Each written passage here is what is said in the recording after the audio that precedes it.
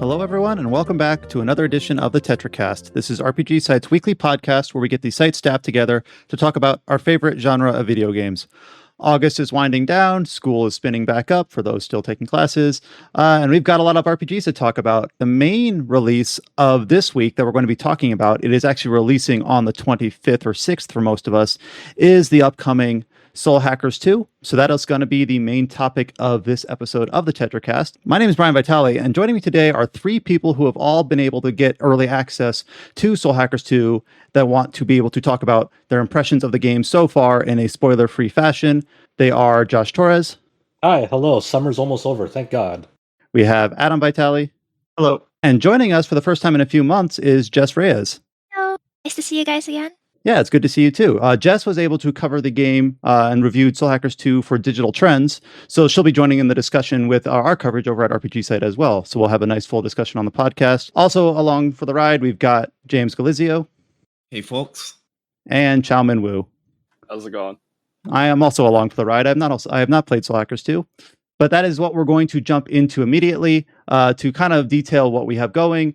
Adam recently put up his review for Soul Hackers 2 up on rpgsite.net, so it is up on the main site right now if you want to give it a read. Josh was also able to get early access for Soul Hackers 2 to help potentially look at other features or bounce ideas off of with Adam for other coverage opportunities for the game. And then, like I said, Jess has reviewed Soul Hackers 2 for Digital Trends. So to hand it off, I'm going to just pick out of a hat, Adam, to start the discussion on Soul Hackers 2. So because Soul Hackers 2 is kind of an interesting title, especially for those that are maybe newer to Atlas games, and kind of exactly what is this? It's a sequel, apparently. It's got a 2 in the title. What is Soul Hackers 2? Why is it interesting? Kind of just lay the groundwork first about what this game is before we kind of go into our thoughts and feelings of it. So kicking it off with Adam. Yeah, so if most people listening to this podcast are probably aware of this, but you know, the Persona series is sort of a spin-off of the broader Megami Tensei series, of which there's also Shin Megami Tensei, which its 5th entry just came out, half a year ago. But also under that larger Megaton umbrella, they've had numerous spin-offs that feature, the same sort of demons, similar themes, similar like abilities and all those things. So these are games like the Devil Survivor series on 3DS. Back in the PlayStation 2 days, this is kind of a key comparison to make. Actually, there's like Digital Devil Saga. There's the Raido Kuzunoha game, which that is in itself a subset of the Devil Summoner games, of which the first Soul Hackers is also a part of. But this segment, about this game's lineages. But this Soul Hackers game does not have the Devil Summoner like name attached to it, which is kind of weird. They just Soul Hackers 2. It's its own little franchise now. So I know that was a little bit messy, but long story short, it's a spin-off in this Megaton umbrella. So it's related to Persona, it's related to Shin Megami Tensei, but it's not quite either of those, really. And especially if you're coming from, you played Persona 5 or you played Shin Megami Tensei 5, and maybe you haven't played much else. Maybe you are maybe a little bit, curious about, well, what is this game like? Is it more like one or the other? So the first Soul Hackers, that released on the Sega Saturn back in like the late 90s, right? Yeah. 94. And that one, or early 90s, earlier than I thought. And that version was never localized. It never got an English translation. However, that game was sort of remade for the Nintendo 3DS in 2013, so almost a decade ago. Sorry, it was on 97, not 94. Okay. I'm just kidding. Just kidding. Anyways, the 3DS version was localized, so that was its first official English translation. And if you're not familiar with Soul Hackers, the original, it is a dungeon crawler, like, in essence. In fact, the Shin Megami Tensei series and the Megami Tensei games before it were dungeon crawlers. And some of that, lineage you can see in modern games still. But I think that's a key component to point out, in that Soul Hackers 2 is not like in the first person view set that a lot of those dungeon crawlers, especially back then, had, but it still places a lot of focus on, dungeons and battling and things like that. It's not quite, a JRPG social sim that, like Persona is. There are some social elements we'll get into, with the characters and whatnot, but there is a big dungeon crawling focus in Soul Hackers 2. So the premise of the game here is that our main character in Soul Hackers 2 is Ringo, and I believe the way they put it is she's sort of like a construct of technology and magic. That's literally the way they put it, like kind of like an AI construct of sorts, who is from, what is it called, Ion? That's like this. It's like this AI that exists. It just does, and Ion basically predicts that the world is coming to an end, and in order to stop this, creates two kind of humanoid like offspring in a sense, which are Fig and Ringo. Ringo being the main character.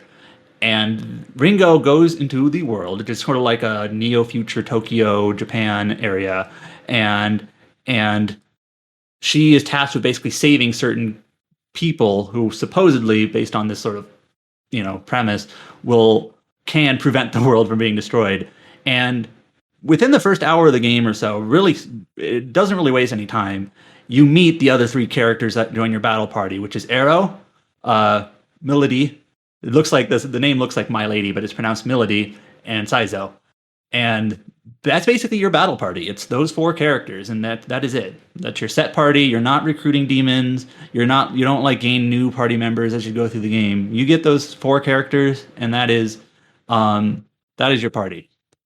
However, I said you don't recruit demons. You do, but they're not like battling on the field with you. You sort of equip them as demons, sort of like the Persona series, and that affects their abilities and what they can do in battle and whatnot.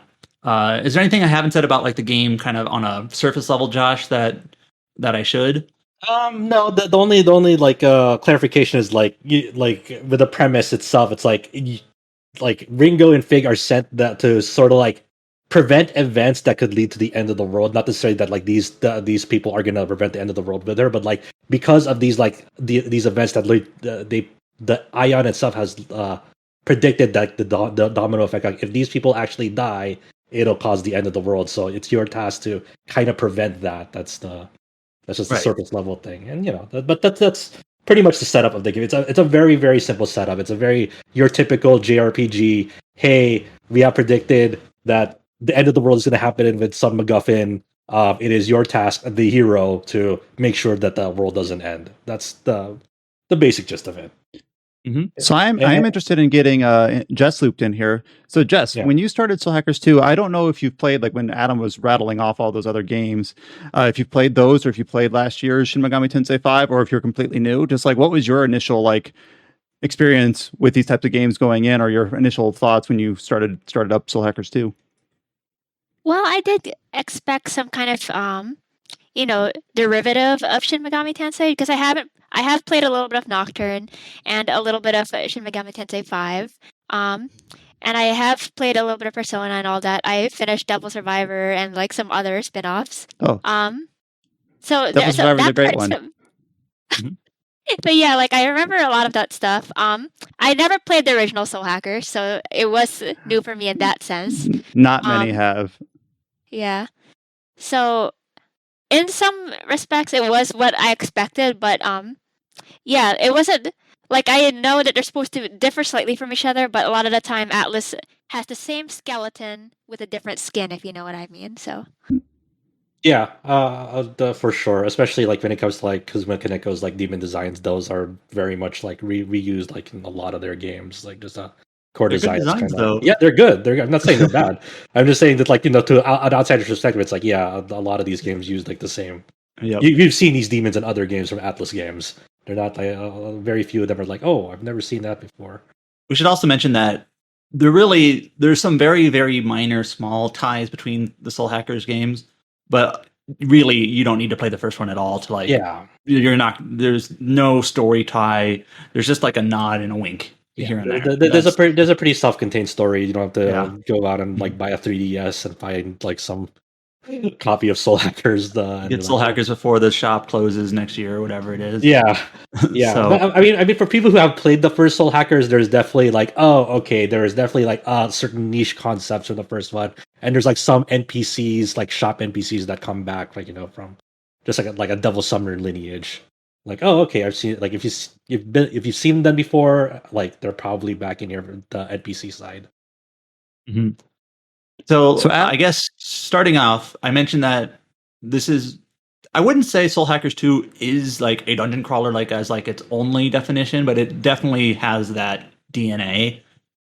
Early on in the game, after you're sort of introduced to, you know, the characters and the premise, you're thrown into a dungeon really called the Soul Matrix. And so if you've been watching the pre-release like trailers and detail, like they had a couple live streams and whatnot for the game, they did detail the Soul Matrix. It's effectively kind of like this, what it is in the game is sort of like this abstract space that Ringo can go to that embodies the other three characters. So there's a Soul Matrix for Saizo, one for Melody, and one for Arrow. And you're thrown into here pretty early in the game, and you have to do one floor of it, kind of like an introduction to it, as sort of required by the story. And for the most part, the rest of it is optional. I think you should still do it, but it is optional. It's kind of like a side dungeon that, as you progress through the main game, it sort of expands with more floors. And as you go through this dungeon, you gain two things. Like on the gameplay side, you unlock skills for the characters that they can use. Some in combat, some out of combat. And also, it does give some backstory to them. In terms of like all these characters, I didn't mention this before, but they all died. And Ringo brings them back to life because she can. Yeah, and that's not a spoiler. That's just the premise of the game. Yeah, that's the premise. So she brings them back to life. You get a little bit like, oh, here's some more context about how they died. Here's a little bit about like how they got to that point. So we'll talk about characters later, I imagine. But, you know, the Soul Matrix does give pepper in some backstory about each of them and kind of like, you know, where they came from and whatnot. So I just want to make sure one thing's clear. Like you describe this like a side dungeon, but it's the first gameplay you get is in this place. You get like a tutorial dungeon before that, but it's pretty small. Okay. But yeah, you're thrown into the Soul Matrix. It's, when I say it's a dungeon, it's literally just like, especially the early floors are pretty like straightforward. You basically just kind of follow this sort of this path through the dungeon. You're fighting demons along the way. You get introduced to the combat system, which we'll describe in a moment too. And then, you know, you map out this floor, and once you get to the end of it, you usually fight a boss. And like I said, you get some skills for the characters and you get some backstory on them. So it's not like the Soul Matrix, for the most part, doesn't like move the main plot line forward. It's sort of this side thing, but it does give you like backstory on the characters. It heavily incentivizes you to go through it. Like even if you just like want to enhance like the abilities of your party members on a basic level. I mean, you'll do both from a character standpoint and from just a game standpoint. You're missing out if you don't. Like you're missing backstory and you're missing abilities if you don't do it. But it is technically optional. It is also go for it, Jess. Oh, I actually do have a funny story. So I played most of the game without touching the Soul Matrix. Oh, interesting. And the game, like, you know, every time I go to the safe house, like every other time I go to the safe house, they're like, hey, you want to go to the Soul Matrix? And I'm like, nah. Because like I just didn't need to. I only really went back towards the end because I was like, well, I'm kind of curious. And I wondered to myself, because like at that point, if you're going through floor 1 for all these matrices, then it's like everybody is under leveled. So I'm just kind of like cruising through like, okay, what kind of like support conversation did I miss, basically? And I think honestly, if maybe it would be more of a cohesive experience if you did go to the Soul Matrix whenever it asked you to. But I was able to make it through without it just because I was like, I kind of want to just continue the main story. But that's what happened. Yeah. One thing about the Soul Matrix that's this is a criticism. It's supposed to embody each character. And I kind of wish like the Soul Matrices, or matrices kind of aesthetically showed that, but they all look the same, which is kind of disappointing. Yeah, that's kind of the big bummer for me. Is like it's a very like, how do I even describe it? It's a very minimalist, like, you know, very blue background, cubic type of thing. Like once you see like for the very first time, like the very first environment of it, that's pretty much the environment throughout the whole Soul Matrix thing. I think the main thing that, you know, we're kind of sidestepping around is like the Soul Matrix is like just a huge chunk of the game, like of your playtime. Like I'm curious, Jess, since you skipped a lot of it for the most part, like what was like your hour, like roughly your hour count before doing more of the Soul Matrix, and then like how was your hour count like after like just bundling it together? Honestly, like I was about like I'm around 30 hours towards the end of the game before I decide to go and like do all the soul matrix stuff that I forgot. It was like, and after going through all of them, like about like I don't know 5 more hours, but that's because like I didn't like I was able to just like breeze through the first few floors because at that point I was over leveled. So yeah, like for Adam and I, since we the Soul Hackers 2 does this weird thing where like it divides up every like major story dungeon with like a new floor of the soul matrix depending on like how you divvy up your multiple choice things with your characters, and we'll go into that in a little bit. But the main gist of it is throughout like the game, people ask Ringo for her like input, and depending on her input, it'll show like almost like social link number like things to your characters, but it's not quite that. It's called soul levels in the game, and for every dialogue choice that you get, it'll show you like, hey, if you choose this option, it'll be +9 to arrow, or if you choose this option, it'll be +9 soul level to melody or something. So it's not like there's no guesswork in that of which you do. And then once each of the 3 characters that you can interact with from your party, then once they reach a certain threshold, it'll like unlock new floors in the soul matrix. So if you're like dividing them up evenly and you're paying attention to that, then you have like the pace of the game will be story dungeon. Then you can usually do a new floor for every one of your characters. Then after you do that, you go to a story dungeon and then a new floor for the characters that you have. And so that's it. Like if you're playing it like quote unquote optimally, or like what the game is really asking you to do, and like make it a more quote unquote natural progression. Obviously, it's up to the players if they want to do that or not. But like if for people who like want like a more balanced pace between their like party members and like how they receive skills throughout the game, that's usually what they're probably going to opt for. And it's just so like I wasn't expecting it to be like such a divided experience between like, okay, story dungeon, then this optional dungeon, and then like usually you'll be spending a good chunk of your playtime like game like actual game time inside that optional dungeon. Then you go back, and like the story dungeons don't usually take a long time. Then you go back to the soul matrix. So a lot of the time you're interfacing like with this really bland, dull environment of like, sure, like later floors have like some spice to their dungeon layout and design and how the way you interact with it. But I feel like there should have been a better like balance visually in that aspect too. Like you can feel like the development budget restraints on this title in that way, especially since they bundled up all like the character backstories in that soul matrix. It never really surfaces like in a natural organic manner. It does feel like very mechanical, like do this person's dungeon to get this person's story. I'd like it more. We actually kind of talked about like it's not quite related, but we talked about in Xenoblade 3 how they kind of put a lot of the character interactions and backstory just within the main narrative, and it was something that we praised the game for. Where in Soul Hackers, the way you're describing it, having not played it myself, it just seems like if you want to learn the background, you got to do these side things that are like almost like gated off from the main game.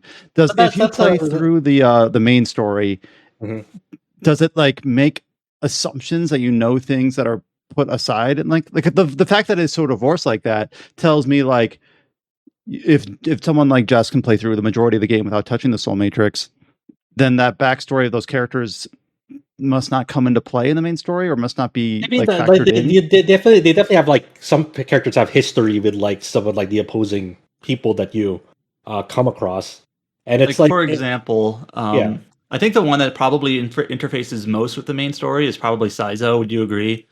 Well, I guess. Yeah. Over Melody, probably not Arrow. Arrow's story is a little different. His backstory and his main story are a little different. But Saizo and Melody are the main ones.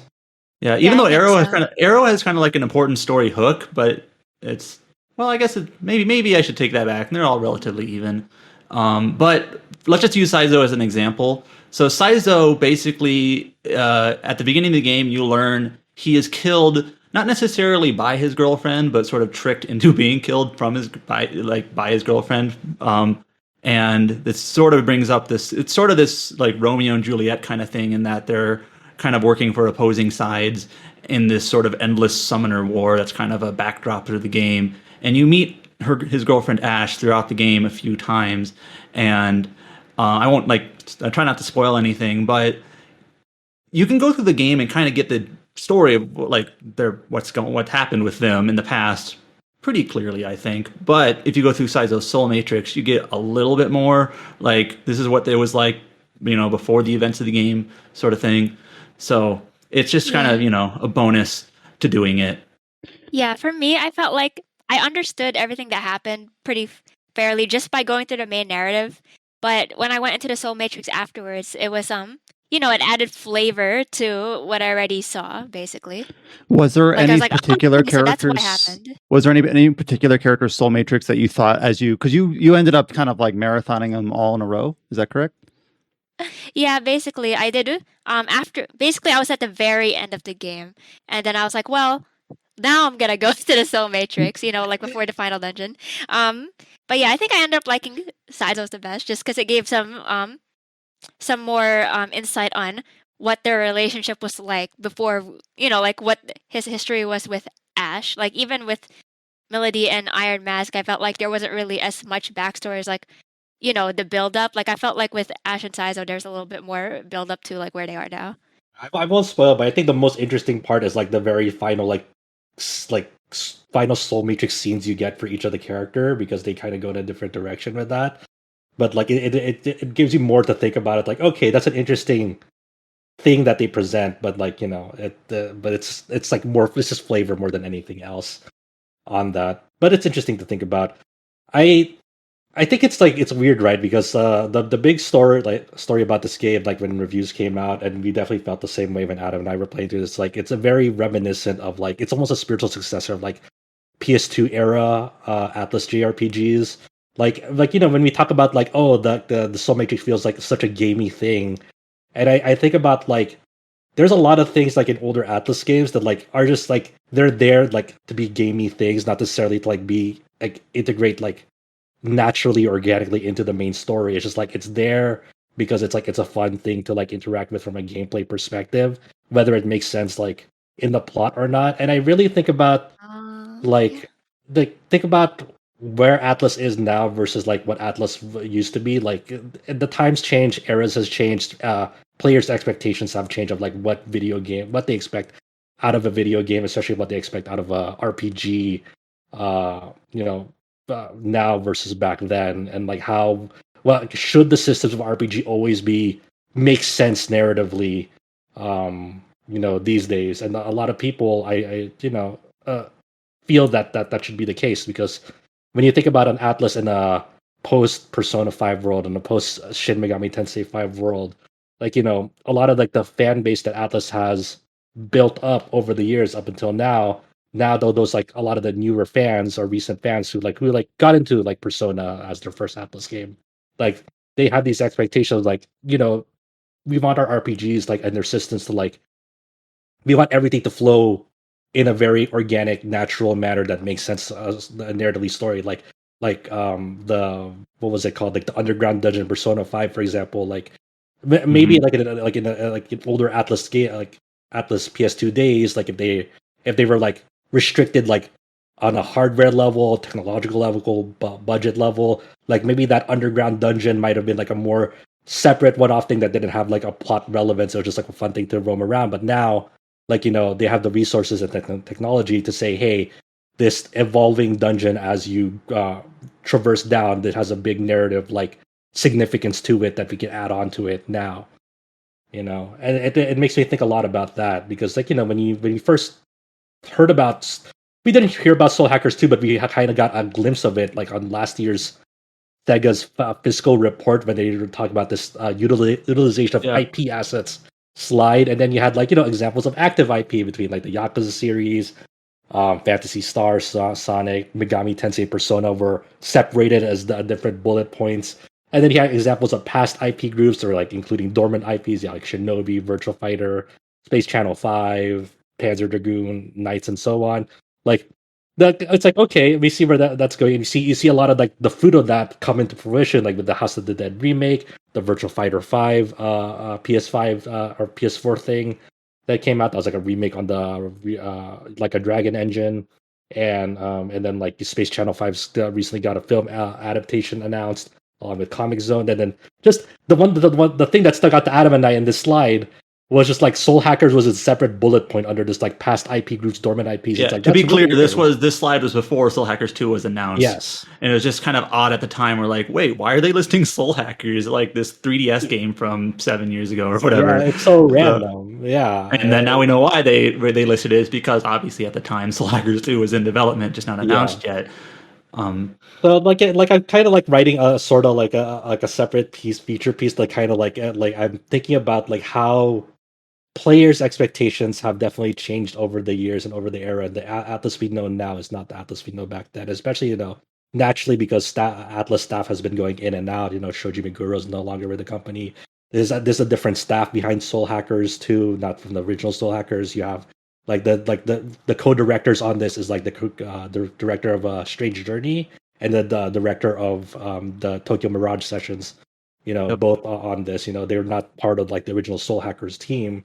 But it's just interesting to think about of like if Digital Devil Saga or Kuzunoha Raito came out in the modern era in the post Persona 5 world, I think we would like definitely get like similar reactions and similar criticisms about those games. And those games are beloved. It's like the thing about Soul Hackers 2 is like it's not a bad game. It's a pretty solid game, I would say. There's definitely faults with it, but it's on some level there's some heart to it, and I do like that it harkens back to that experimentation phase that Atlas did in that era of like we don't have a press turn system, we don't have like standard demon negotiations. Like a lot of this is like it doesn't have some of the staples that you would expect out of a Megami Tensei game, and that I think that's really cool. Yeah, it's nice that it's kind of changed things up. So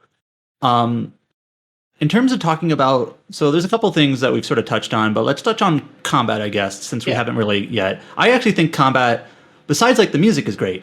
I think the music is stellar. I kind of wish maybe the Soul Matrix had more varied music rather than the slow piano stuff throughout the whole thing.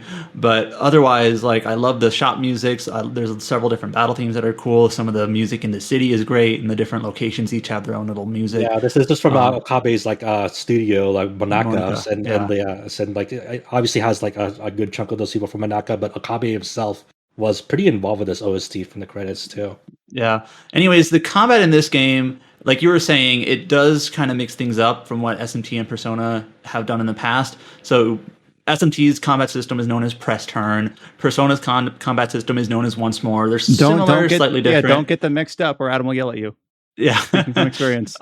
They're a little different. But the combat in Soul Hackers 2, I think, is a high point. It's one of the stronger elements of the game.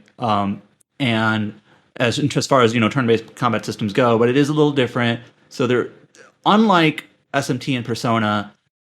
Both those both press turn and once more have a system in place where if you hit a weakness, you can gain turns, or if you miss or you hit a resistance, you lose turns. Right? There's no gaining or losing turns really here. Instead, what it generally is that when you hit a weakness, you basically get a counter added to this increment counted called a stack.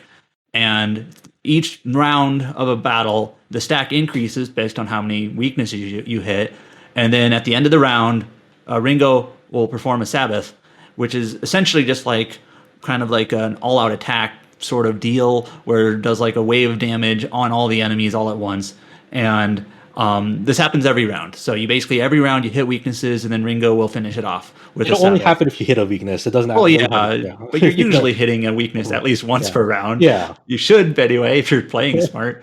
And so, it's not really quite exactly like any other Mega 10 game in the past. I think it's most similar to Demon Co-op in like Strange Journey, where how that worked was you hit a weakness and then like other enemy or other demons of the same alignment would follow up. There's it's similar. There's no like alignment or anything here. There's like a certain properties to it that like make you think more tactically. Like the Sabbath attack is like the damage is dispersed throughout like how many enemies there are. So if like a lone enemy is taking the brunt of that, they will take more damage because like there's less demons or the opponents on the field. So there's also certain demons in your party can introduce like other parameters to the attack. Like, for example, Jack Frost has an ability, I forget what it's called exactly, but when you perform a Sabbath, it can heal your party too. And there's other abilities like it can weaken the enemy as you do it, or it can give you MP back, things like that. So there's, depending on the demons you're using, it can be altered a little bit. But overall, just kind of like more surface level, I would say it's a little bit simpler than other Megaten battle systems, but there is still a fair amount of strategy that you have to put into this to like be successful, especially if you're playing on harder difficulties.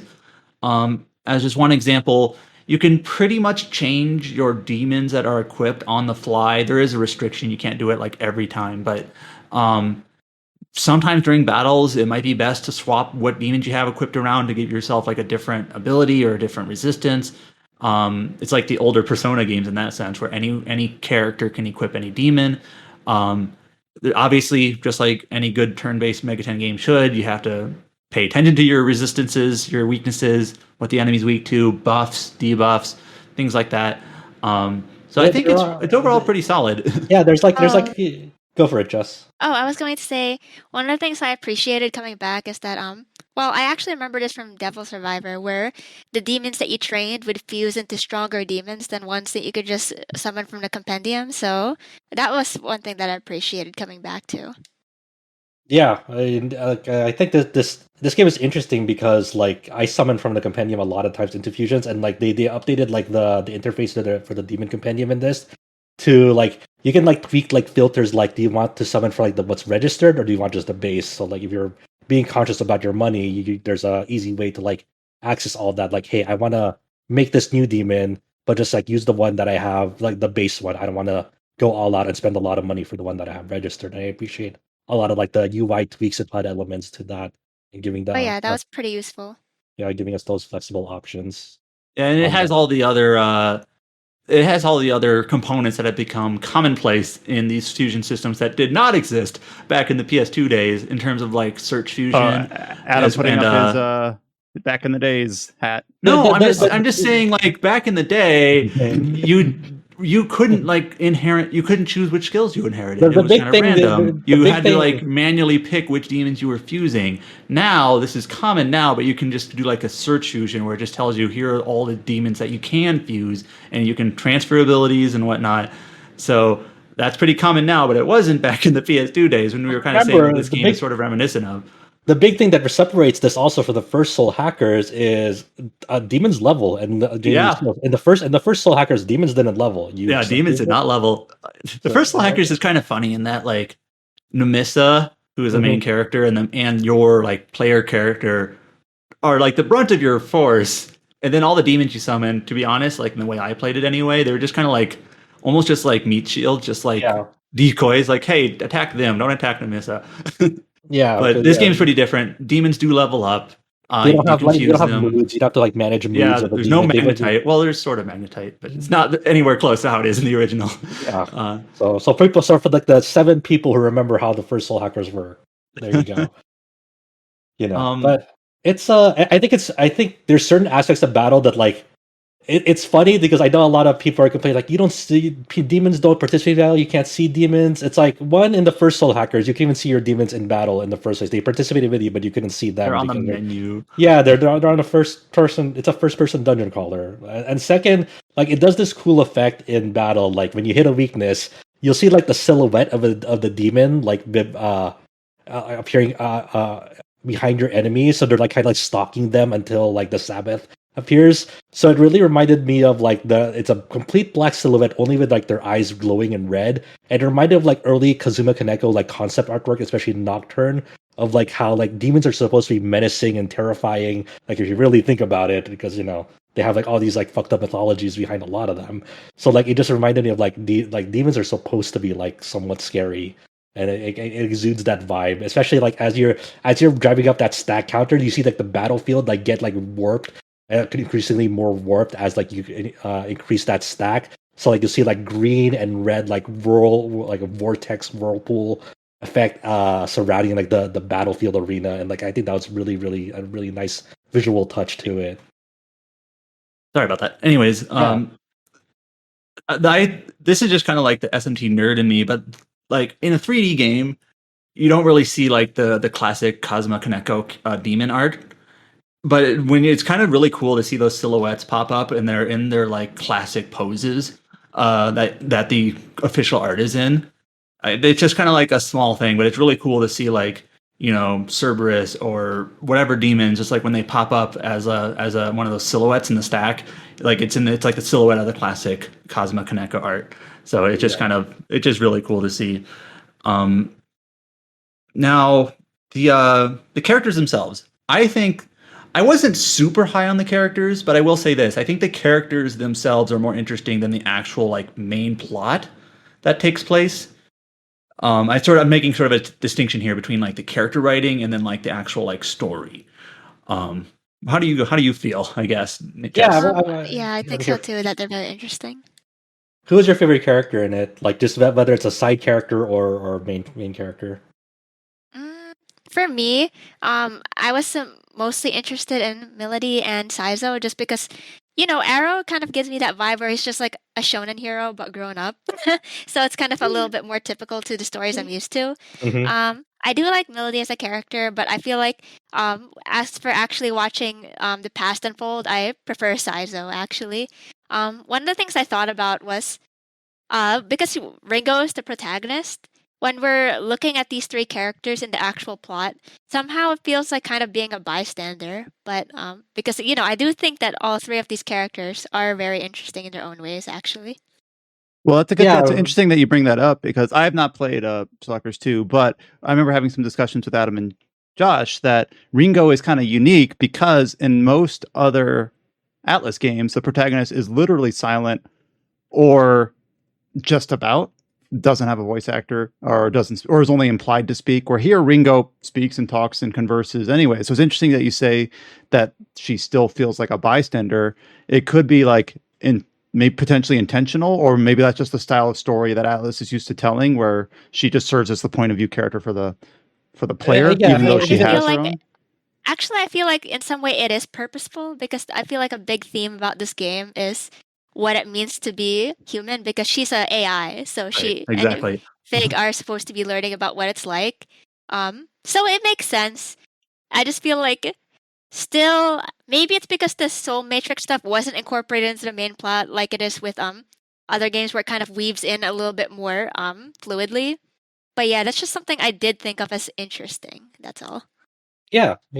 I there is like spots of like Ringo where it's like it's very amusing. Like the early on, like when you guys are about to like get something to eat, and you guys always eat pizza at the hideout.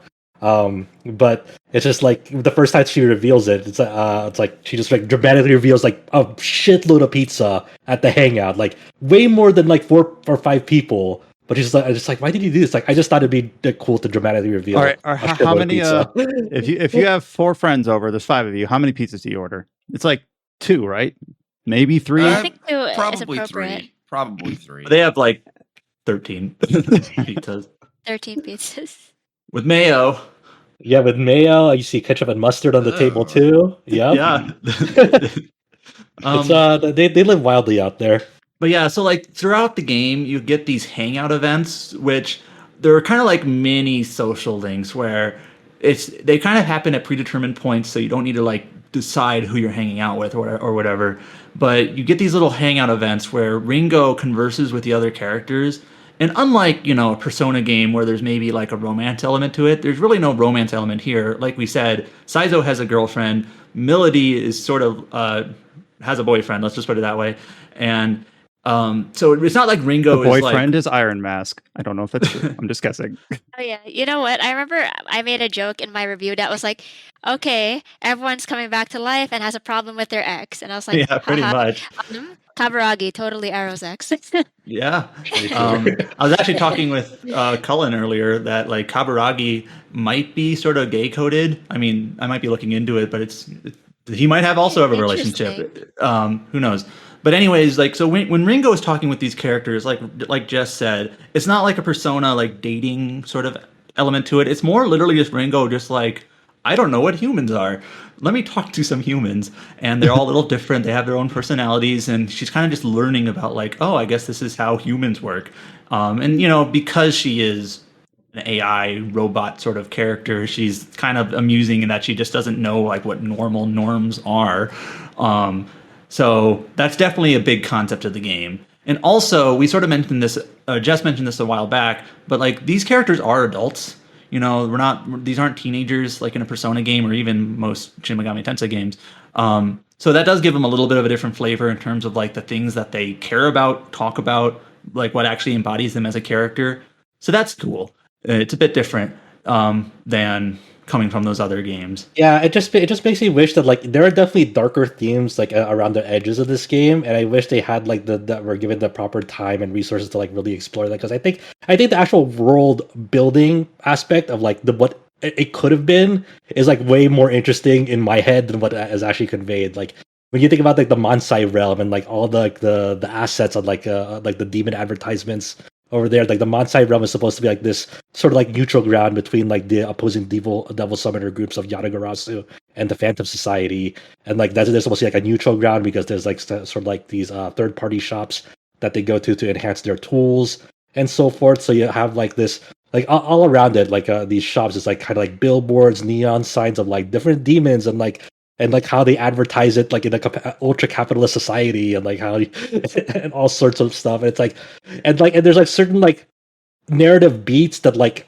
and character moments that like hint to like, you know, darker themes, but it's like the story itself is never given that scope or like given that attention to like really dig deeper into like those sorts of things. It's kind of like mentioned and then moved on, and it's like one of those things like it's so in some aspects it's like it's a lot of like so much potential lost, and like it makes me really wonder that like if this game does well enough financially, if they're considering making a follow-up, not necessarily but having the same main characters, it could be a different group, but have like these same characters be involved in some way, shape, or form in a later fashion. Yeah, we haven't really talked about the story. Obviously, we don't want to spoil it, but yeah. I think I read Jess's review, and I know Josh's thoughts as well. And I do think that the story itself is just kind of weak. Mm-hmm. It happens pretty quickly. Like nothing really gets like a chance to like.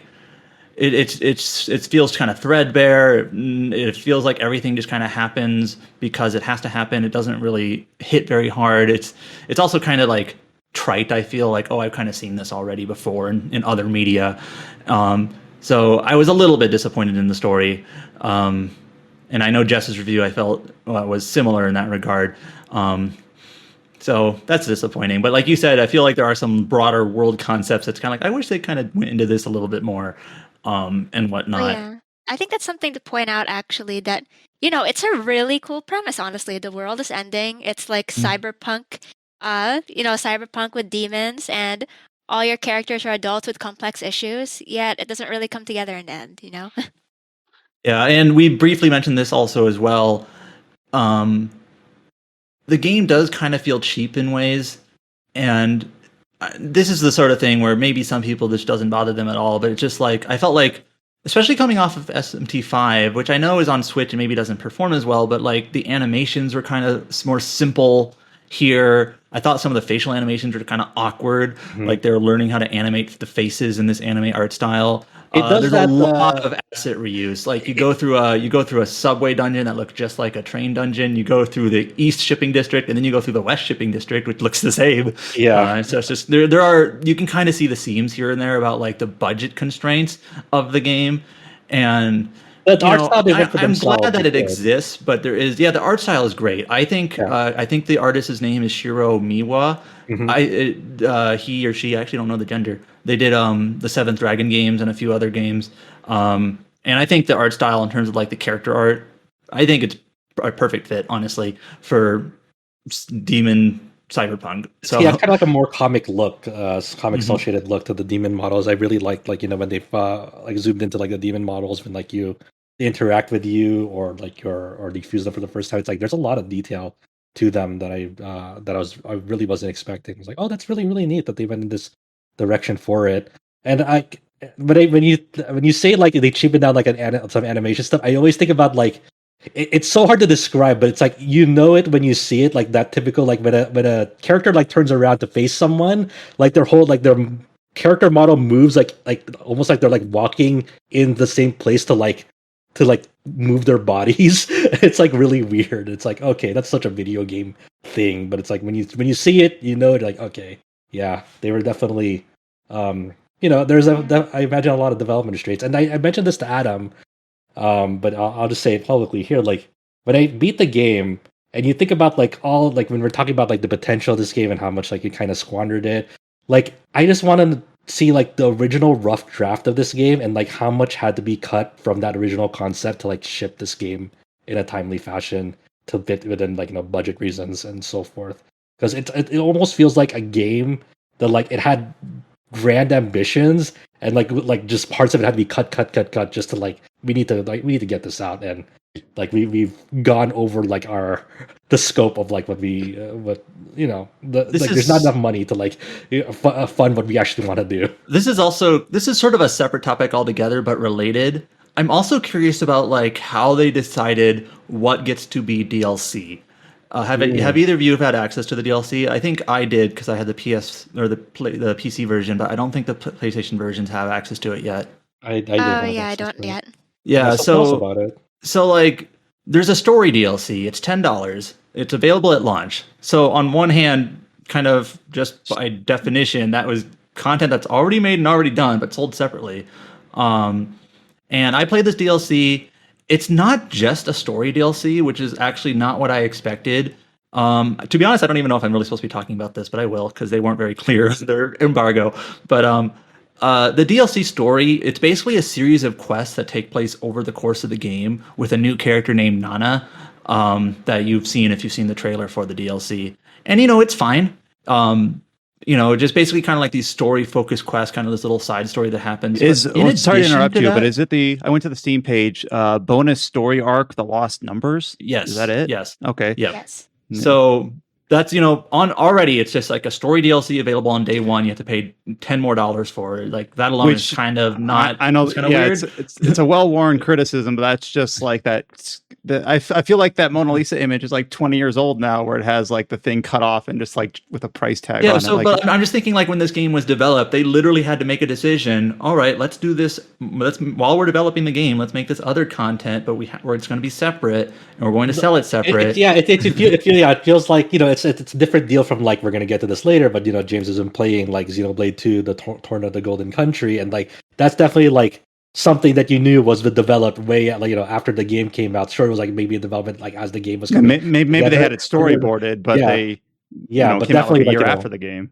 Yeah, and that's a chunky you can see why like that was sold separately. That wasn't part of the main game. Like, and also the thing that I wasn't really expecting though is this story DLC. It comes with a new dungeon with the story DLC. It's not a great dungeon like most of the dungeons in the games had. Like that was my biggest criticism, by the way, is I don't really like the dungeons. Anyways, which is not very good for a dungeon crawler. But anyways, there's a new dungeon, and once you're done with the story DLC, the dungeon also has like high level enemies. It sort of acts sort of like a post game dungeon. The enemies are like in their level 80s and 90s, and then there's like a super boss at the end, unrelated to the story DLC, but it's included in that price.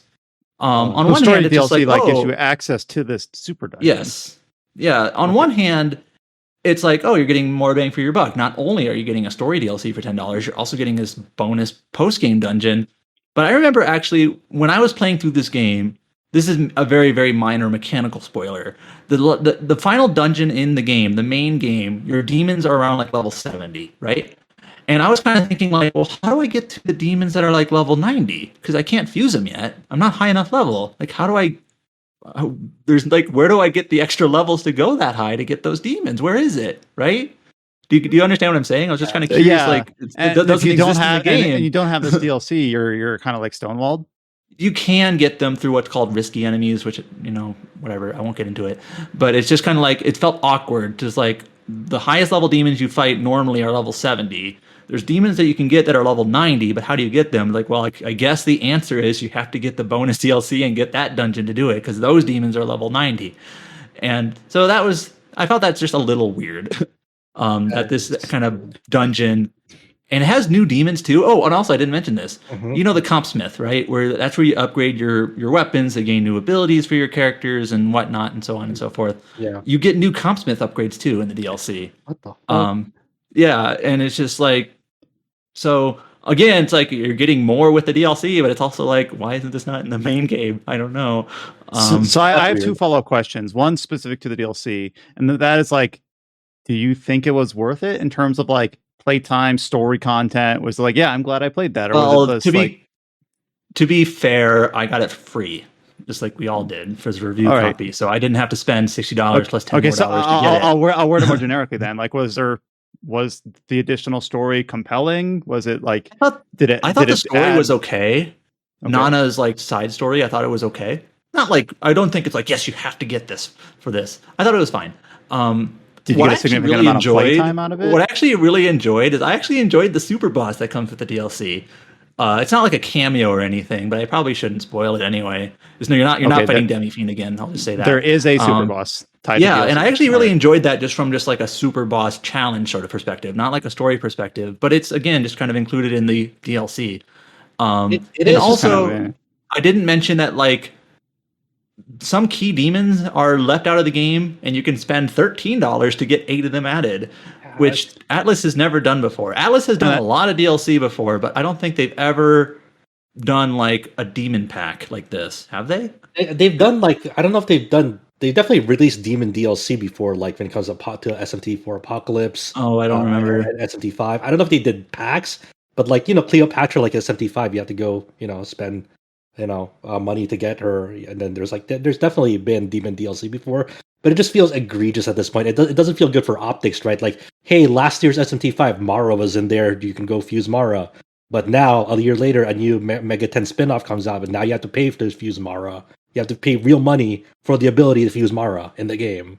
The thing is, I think with Nocturne on Steam, I think like the it was kind of like one extra DLC pack that added it added Demi-Fiend and like that, all those a couple demons with that. But yeah, SMT5 has this $13 demon pack that gives you 8 demons that you just can't get otherwise. That's it. Soul Hackers 2 for this one. Oh, sorry, I said the wrong name. Soul Hackers 2. Yeah, and it's just kind of like, it's weird. At least with Nocturne, like you can at least you can make a case for it. Like you have to like pay to like I think get Dante in it because Capcom original licensing fees for to use Dante have long expired. Okay, that makes sense. But for this one, it's just like it just feels bad because this all came like at day one. If you want all of what Soul Hackers 2 to offer, you need to spend like what, $80, $85? It's like 80 or 90. Yeah. On Steam, they've got these 4 DLCs put together into a $40 bundle. I don't know how much it actually saves you, but it's the bonus demon pack, the costume and BGM background music pack, which we haven't even talked about, the bonus story arc, and then like a booster item pack. And it's just kind of like one of those they always things have the cheat DLC. Oh, so I guess, yeah. So the base game is $60 and that's $40. So not including like digital deluxe or digital premium edition, which I forget. Yeah, this is like what sort of game where it's like you need to pull out the chart. How it is. Like I've actually seen people joke about it, like time to get out the chart to describe what you get with what. Yeah, on the x-axis you need like the different versions, and on the y-axis you need like what you get in each. And it's just like by the time you're like listing out in a podcast like this what you get with what, it's just like my eyes just glaze over. I'm just like, I don't really mind Soul Hackers 2. The DLC chart is that the only way to get the Persona 5 costumes is to pre-order the digital version, not buy it at launch, not pre-order the physical. Specifically, it's a pre-order bonus only for the digital release. And also there's a couple of small things that are exclusive to the digital special edition or whatever they call it. You can't get it with DLC or any other way. It's like the Iho demon, which is like it's like Ringo as a Jack Frost, and also like a maid outfit. So like small things really. But I'm sure those things are completely like inconsequential in the long run. But like if I'm on the Steam page right now, and just the amount of different price tags I'm seeing, and like digital deluxe edition, digital premium edition, it does not detail clearly what these are. I'm sure I can dive in and find it, but it's just not a good look. It just turns me away, which is frustrating. Now the cheat DLC and the like the costume DLC, I think is whatever. Those are pretty common in games. Like costumes are totally cosmetic. You pay $10 to get like swimsuits and Sengoku era, and I think there's a Raido Kuzunoha set, which is actually pretty cool. But it's things like. Go ahead. Oh, I was going to say, like, I thought the issue that people had with it in general was that part of the criticism about the game is the content, that it doesn't feel that there's not as much variation and perhaps should be longer, etc. Which or like there's not as much, like this DLC sounds like it would alleviate some of those problems, which is why people think it's an issue. That's what I thought, at least. I don't know if it would alleviate any current issue like directly. It might be like a tiny band-aid, but I think that the two main criticisms I have, like, to be honest, the costume DLC is whatever. The cheat DLC is whatever. That's common. You see that all across the board. It's the demon pack that just kind of feels like that's an extra step that they kind of really haven't had before. It's like it's more expensive than the story DLC. You're spending $13 for 8 demons. That's not nothing. And then also the fact that there's the fact that the story DLC is available on day one for $10 extra is just kind of like. And also the fact that it just seems like you don't have nearly as much of a post game without paying for that, right? Which we kind of saw in what was it? Was it Shin Megami Tensei 5 where you paid to get the cameo super fight there? Yeah. Which I never even bothered with. I did like the in-game super fight, and I just could not be like, I don't want to pay whatever at $8-10 for the privilege of being able to fight a different super boss. I don't know. Maybe I just didn't. Wasn't this even a thing on 3DS? Like, I remember people saying that basically one of the major bosses for the neutral route in SMT4 Apocalypse was basically DLC.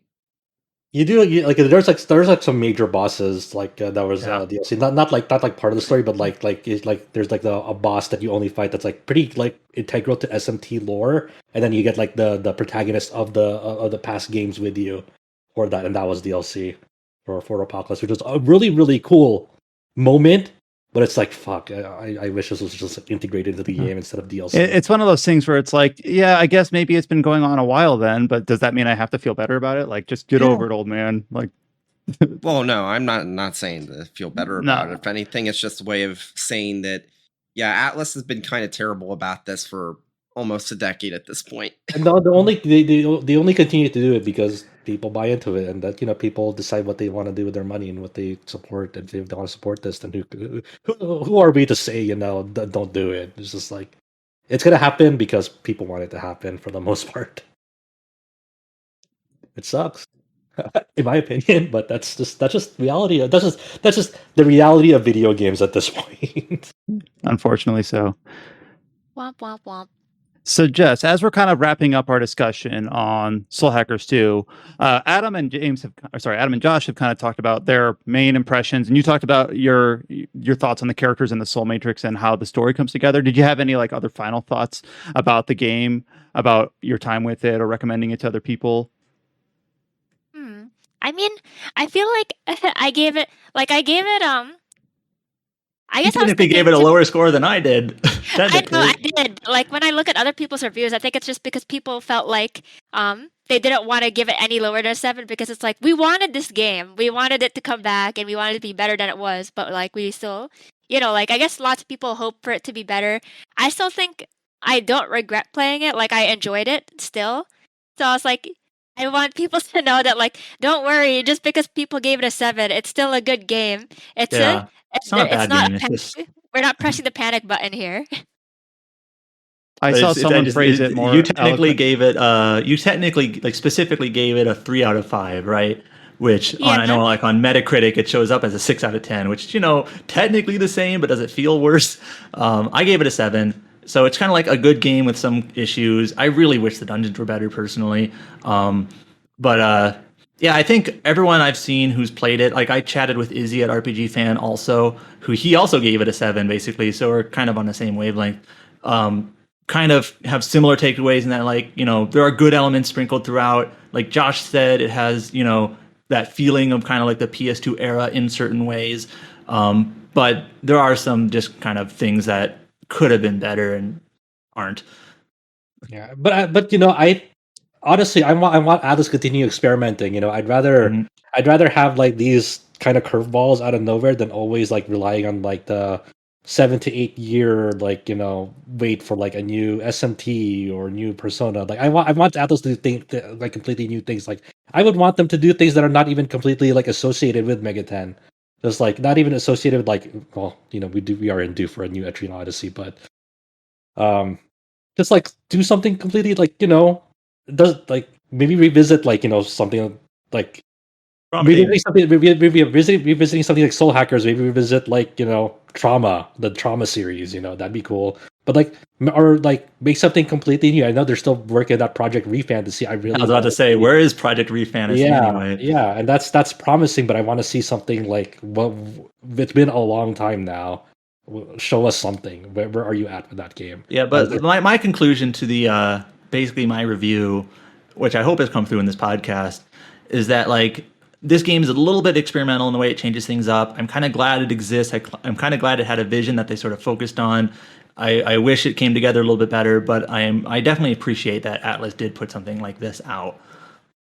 Mm-hmm. So, yeah, that's kind of where I'm at too. Sure, why not? You know what? While you're at it, I know that we were like thinking about this, like with the release of Soul Hackers 2, we don't really know of any new future Atlus projects now. Like we know that the Persona ports are coming, but that's it. We don't know anything else. Yeah, so Atlus has been doing their 25th anniversary Persona anniversary kind of celebration, of which they recently announced all those ports for 3, 4, and 5. According to their their website, the last announcement for the Persona 25th anniversary is supposed to be autumn. So now, assuming that they're saving the best for last, which I think is a fair assumption, it's possible they'll announce a Persona 6 in a month or two. Who knows? It's Persona 2 dancing. Don't lie. Persona 2 dancing. Yep. How about Digital Devil Saga dancing all night? Okay, all right, I'll take it. But yeah, I guess I guess Project Fantasy would be like the quote unquote only one then that we know that's new and like somewhere in the future before video games die. But yeah, we'll see what happens. I think in the meantime, while we're waiting for like bigger releases, I think they're going to continue to like kind of re-release older titles, like what they did for Nocturne. So maybe we'll see modern re-releases of. Well, I'm gonna feel like kind of a way behind the time schedule. Like Persona 5 is coming to PC in October, and I'm planning to play it. So I'll be like, "Hey guys, you never played it? Yeah, I finally played Persona 5. You get to play Persona 3. That's what I want. There you go. Have you never played Persona 3? No, because I didn't have a PS2 when I was that young. All right, so we'll not the PS2 version though. You're playing the PSP version technically. PSP version is fine. It's not the ideal. Like I know a lot of people wanted bring the best elements of the PS2 and the PSP versions together. Much work. The they PSP wouldn't want version. to Yeah, that'd be a lot of work. So we'll have to reconvene next year to talk about a brand new remake. I want to hear from you, Jess. Like, would you get around to playing the new Persona 3 re-release? Like, what are your thoughts on it? Because that's definitely not going to have like the same like evolutions that went through Persona 4 and Persona 5. There's like gameplay systems and how they refined that modern Persona games. Like you're kind of almost starting at like the prototype version of what it became, right? So I'm interested in hearing your thoughts on it when that releases and all. Yeah, actually, like I have not played Persona 3, and I've played Persona 4 and 5, but yeah, like I remember watching the movies for it and stuff, or like seeing things about it. Uh-huh. So I'm like, well, now it's time to play the game whenever it comes to Switch or PC or wherever it's coming. I forget. Everything basically. Yeah. Yep. So obviously, and also they should have Devil Survivor next. Yeah, I'm interested to see like what other sub-series they bring back and put on PC or put on modern consoles. So go ahead and go to digitaltrends/gaming to read Jess's review of Soul Hackers 2. And then obviously go to rpgsite.net and read Adam's review of Soul Hackers 2. And then share this podcast and comment on if you'd like. And I do plan on playing it. We'll basically also be discussing this game as we get to the end of the year and see where it lands in our end of the year podcast. And Jess, were you going to hang around to talk about some of the other games that we have on our list here today, or were you going to be heading off? I think I'm going to be headed off just because I haven't really been playing much of anything else besides Soul Hackers 2, and then I'm still catching up on Xenoblade 3. I am with you completely on Xenoblade 3. I'm still on Chapter 5 in the giant map there, so that's why we haven't followed up on Xenoblade 3 on this podcast since it came out. But it was good to have you, and good to have an extra perspective on Soul Hackers 2 to go along with Adam and Josh's. So thanks for being on. All right. Thank you. Thanks, Jess. Bye, Jess. Later, Jess.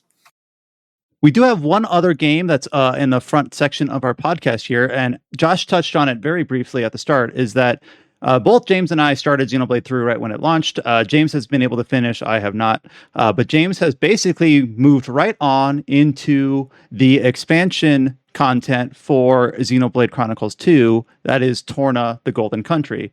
Now, I believe Josh, Adam, and I have all played this, but for me, it's been a while and my memory is a little bit foggy. So I'm interested in kind of revisiting this. Oh, have you played it too, Chao? I played it too, but I never beat the main game, but I kind of went through the Torna because I think it's better. Why can't you just be normal? Hey, come on! If your main game is not just DLC... I remember at the time that Nintendo even marketed it as, oh, you can play this before Xenoblade 2. They did do that, didn't they? I remember that. Anyways, I want to make sure I hand it off to the right person. So James has been playing through Torna, the Golden Country, and I know that I believe this is like the last piece of Xenoblade content James had yet to get to. I'm not 100% sure on that. So just James, what made you decide to go into Torna, the Golden Country, and what are your thoughts on it? So I was kind of conflicted on whether or not to play Torna back when it came out, because I remember at the time that talking with Josh, he was conflicted about parts of it, even though well, I'm not going to speak for him. There was just some things that was said about what Torna did that sounded like a bit of a missed opportunity, and I wasn't super interested in playing it at the time because I think there was other games that were coming out. I forget what specifically was hitting at the time, and so yeah, I finally decided to get around to it because I was actually planning on trying to play this before Xenoblade 3 because there was like a reprint of Torna that a few smaller online retailers like Video Games Plus and I forget the name of the other one, but they were popping up on like Mario 64's time like tweets every now and then where it's like, oh yeah, there's a reprint. You can back order this, and so it finally arrived about like 2 days before I finished Xenoblade 3, and it's like, well, I guess I'll play through this because Torna's... You're already in the Xenoblade mood. Yeah. And it's supposed to be shorter. It's like 20-ish hours, something like that. So I was like, oh, that sounds good. Especially after how long Xenoblade 3 was. It's like, it'll be nice to play an RPG I can finish in a couple of days instead of, oh, yeah, you're going to know life this for a week and still not be done. I think there was only like one issue where the game was misleading. I think it told you, it's like, you don't need to do the side quest to proceed with the main story, but you do. Yeah, it's like, so I've been spoiled on that because that's like the one thing everyone talks about with Torna, because like, even if people enjoy it, like, and I understand why now, because like less than like 2 or 3 hours into the game, you get your first side quest, and the game very explicitly tells you do not need to do these to continue with the main story, and that is the game lying directly to your face. So I actually forgot that it tells you that they're optional. Me too. You just reminded me right now that they tell you that it's optional. I'm like, wow, that's fucked up. That is not true. Come on, what the hell? Can't you just let me skip the side quest for one? That's model that's soft at its finest right there. Lying to you about gameplay systems and things. And so so overall I've been enjoying Torna. The new Titan, obviously Torna, is really nice. It's been really funny playing this after Xenoblade 3 because I get to a section on the Torna Titan and it's like, here's the Donna Desert. It's like, wait a second, how the fuck did this show up in Xenoblade 3 then? And it's like, hold on now. But so first things first, I think I actually kind of prefer this battle system to Xenoblade 3. Because I already liked Xenoblade 2's battle system, but I really like the additional, like, kind of what's the best way of putting it? The additional little wrinkle of having the vanguard and rear guard stances and switching out with your blades. It's really interesting, and it kind of adds a nice little flow to the battle system, which Xenoblade 2 already... I feel like regardless of how you feel about Xenoblade 2, it's kind of... anyone that's played it can kind of agree that the battle system has a really nice flow to it. I think the only wrinkle I had to that is like you get the most out of Xenoblade 2's battle system like the last like 15% of the game. Like I think it only comes together at the very end, which is a shame. Like until then it was like very incomplete. Well, I remember Xenoblade 2 because it's sorry.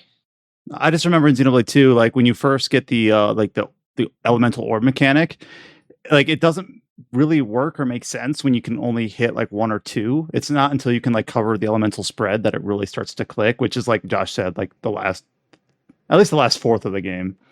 Yeah.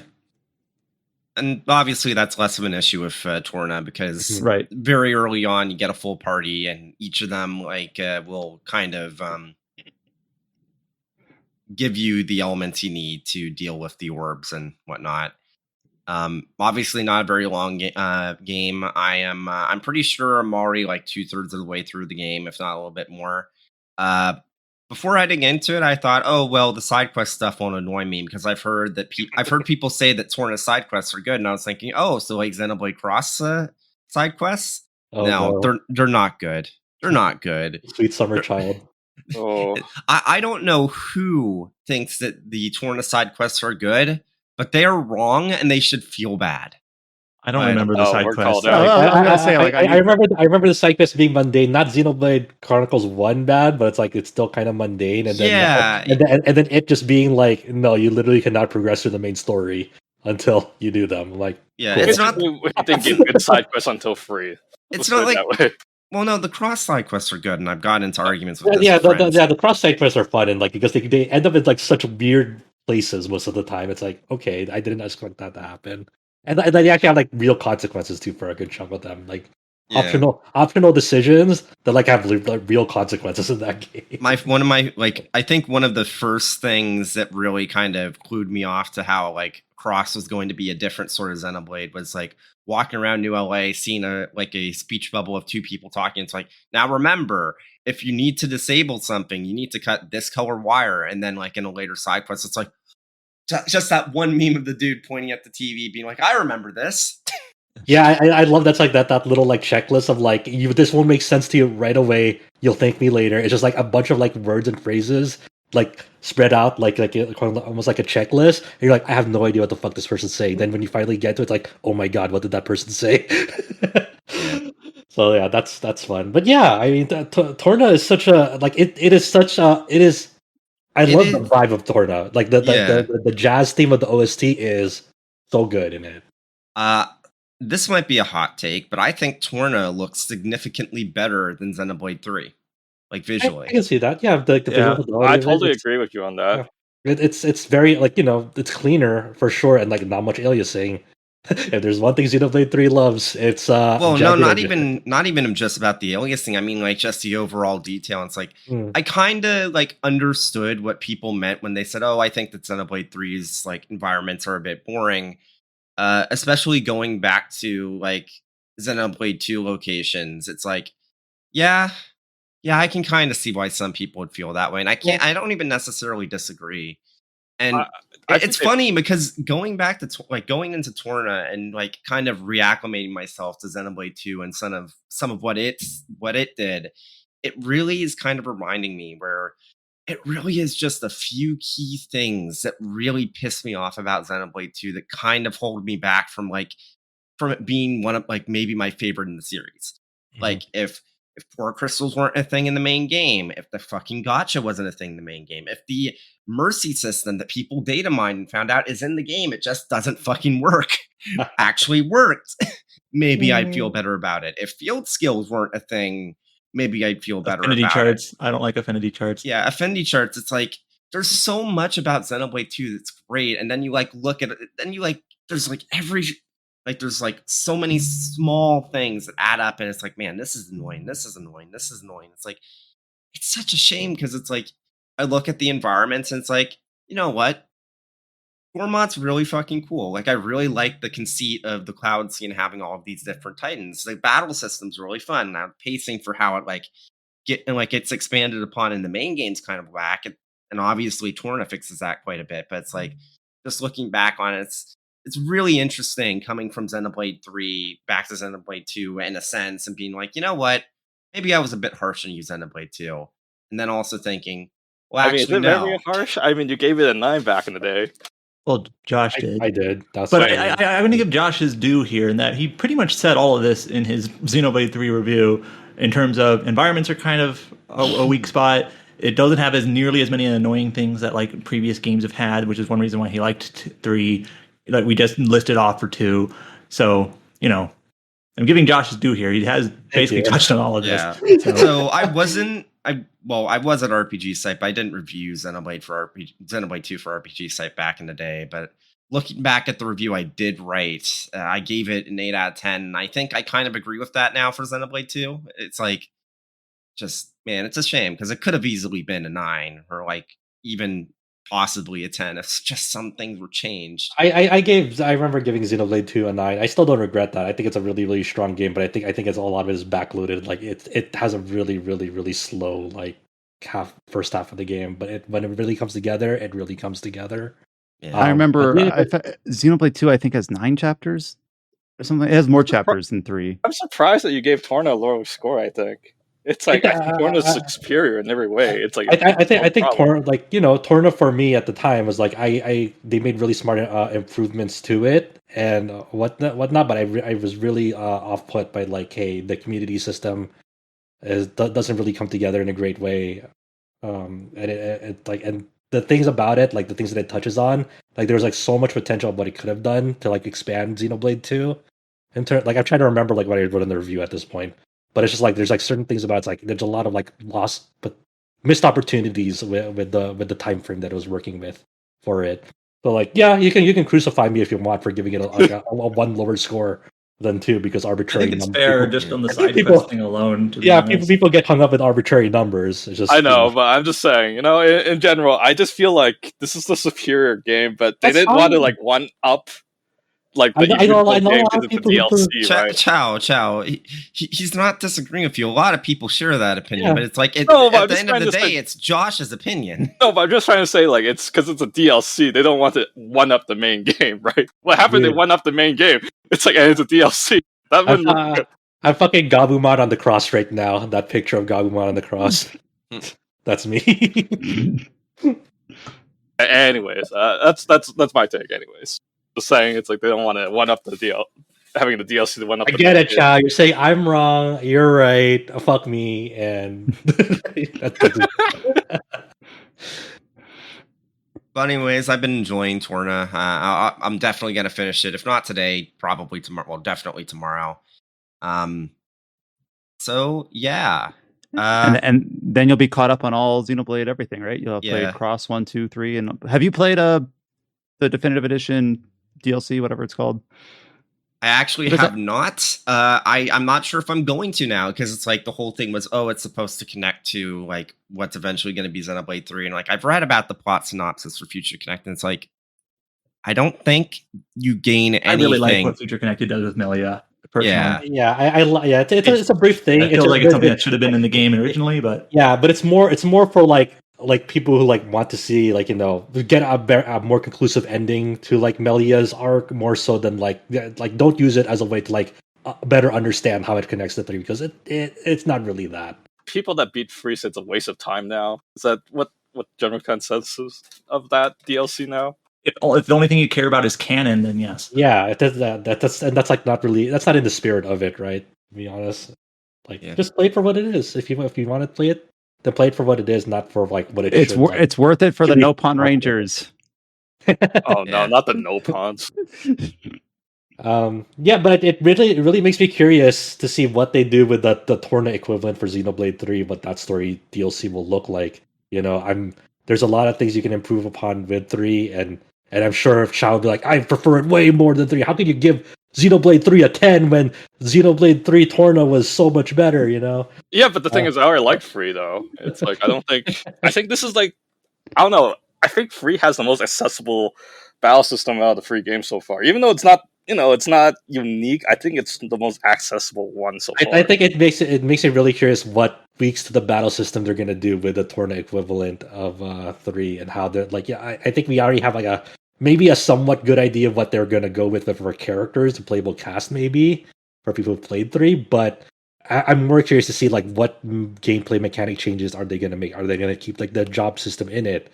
Are they going to, you know... I'll say this. I remember one of the reasons I did not want to play Torna at the time was I had these expectations where it's like, I feel like certain things could have been explained in Xenoblade 2's plot a bit better. I'm not going to have any expectations for that for Xenoblade 3, even though, and I don't want to talk too much about my final thoughts about Xenoblade 3, but I will say that I still very much enjoyed it. But good lord, the game peaks at the beginning of Chapter 6, and then I do not think the rest of Chapter 6 and Chapter 7 is particularly great. Yeah. Basically stuck with the Trails in the Sky second chapter that reflects a lot of like what Adam and I talked about. Like Adam's like, yeah, but the main story itself is like, it's like whatever, right? You're really there for the characters, not really for the main story. The main story I've definitely seen some people like kind of coming to a conclusion. It's definitely not everyone, but I've definitely seen people say where it's like, yeah, I like the ending, but man, there's a lot of things that the game kind of just kind of falls flat with explaining in the 11th hour. That's the thing that like I'm worried about, like with how Monolith Soft is structuring their games now, of like having this story DLC that comes out later, of like there's a real danger with the Xenoblade 3 story DLC. It's like it filling in holes that like probably should have been like filled in the main game itself. Yeah. So just out of curiosity, would they actually like go back and patch in the game to add some more events to the main game, like kind of like what Final Fantasy 15 did, you know? Maybe not in that way, but there's definitely a possibility that the heroes that they add to the game, that the quests associated with them, if they have quests, might explain some things. I'm trying to think, like Xenoblade 2 didn't have that stuff, like where all the post content stuff aside from Torna, like all the blades they did in their blade quest, like they didn't really matter that much. You had like the cool crossover stuff too.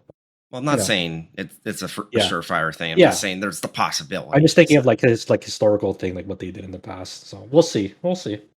Thanks for covering your experience with Xenoblade Chronicles 2 Torna, and then obviously we'll have some future discussions on 3 and Soul Hackers later in the year. And for games we've been playing, those two titles pretty much cover it for this week. So I am not 100% sure what we'll be talking about next week. So I guess we'll keep it a surprise for all of us here. Hold on. Speaking of which, did you went over the new Melty, Josh? I mean, it's not an RPG. What the fuck? Yeah, but we got a lot of audience here that likes Melty Blood. I mean, look, man, I'm having a lot of fun with the new Melty patch that came out. They did a whole revamp of the game this past week. This came out of nowhere for me. Chao's putting me on the spot, but I've been enjoying it a lot. We should go play Melty again, Chao. And then they also released Neko Arc and Mash Kiri Light as free DLC characters for it. But okay, Chao, what do you want to talk about it? Like this out of nowhere, it's not RPG. What do you want to say about Melty? I'm just asking, is the patch fixed the game now? Is it back alive? It's way better than it was. Like it's way less about like rock paper scissors with the shield mechanic. There is still some of that, but a lot of the shield properties like make sense now, and you're not so reliant on it for game plan. And like it like not having like forced auto combos really like improves the flow of the game for me, where I can like kind of do what I want in the game without it forcing me to an auto combo. And like the game just, and it feels like good, like just it's a very minor thing, but it's showing you like the amount of like a precise damage number on the combos that you're doing in the game, like really is good for like, okay, I could have like done that combo better, or think about optimization, or just thinking about like certain scenarios of like I could have like done this better on that end. So like it feels good, like knowing that, having hard numbers to that, it just feels a lot better to me. Okay. Yeah. So there's our hot Melty second from Chao, putting me on the spot. I just had to know. Okay. Yeah, it's better. It's better. I feel way better about the game now than I did when it first like came out, and the state of it. So again, go ahead, and we don't have a feature up for Torna. You can go ahead and read Josh's Torna review from back in the day. Go ahead and do that. Go to RPG site and read his Xenoblade 2 review, and then go and read his Xenoblade 3 review. Obviously, also we have the Soul Hackers 2 review up on RPG site. Do go ahead to go to Digital Trends/Gaming to read Jess's review on that. A few other reviews that went up on the site this week on rpgsite.net. We had Quentin had a chance to finally put up their Digimon Survive review. Obviously, Digimon Survive came out pretty much right around the same time as Xenoblade 3, and we've talked about it on this podcast because Josh had a chance to play through it as well. Quentin, though they weren't available to come onto the podcast, did write up a review for Digimon Survive and has put that up on the site. So go ahead and give that a read through. It sounds like they had a lot of the same criticisms for the game that Josh has voiced on the podcast. I don't know exactly how aligned they are, but you can go ahead and see Quentin's thought up on the site. And then we do also have a review for an indie game that originally came out earlier in the year, and this is RPG Time: The Legend of Wright. It came out, I think, in March for Xbox and Windows. Then it came out just a couple days ago for Switch and PS4, and then it's going to come out on Steam in September. So this is an indie game. It's an adventure game framed as an aspiring developer creating an RPG. So kind of a genre bend there. It looks like it's a more of a childish game. It has like a fun, like handcrafted aesthetic. Paige Chamberlain put up a review for RPG Time: The Legend of Wright up on the site. So if that's a game that you've been looking forward to, because it's kind of been, I think it was originally announced like at one of the last E3s we had in like 2019 as like an Xbox indie initiative. So it's finally available on multiple platforms. Paige, I believe, played it on Switch. Yes, on Switch. So go ahead and give that a review if that has been one that you've been keeping your eye out on.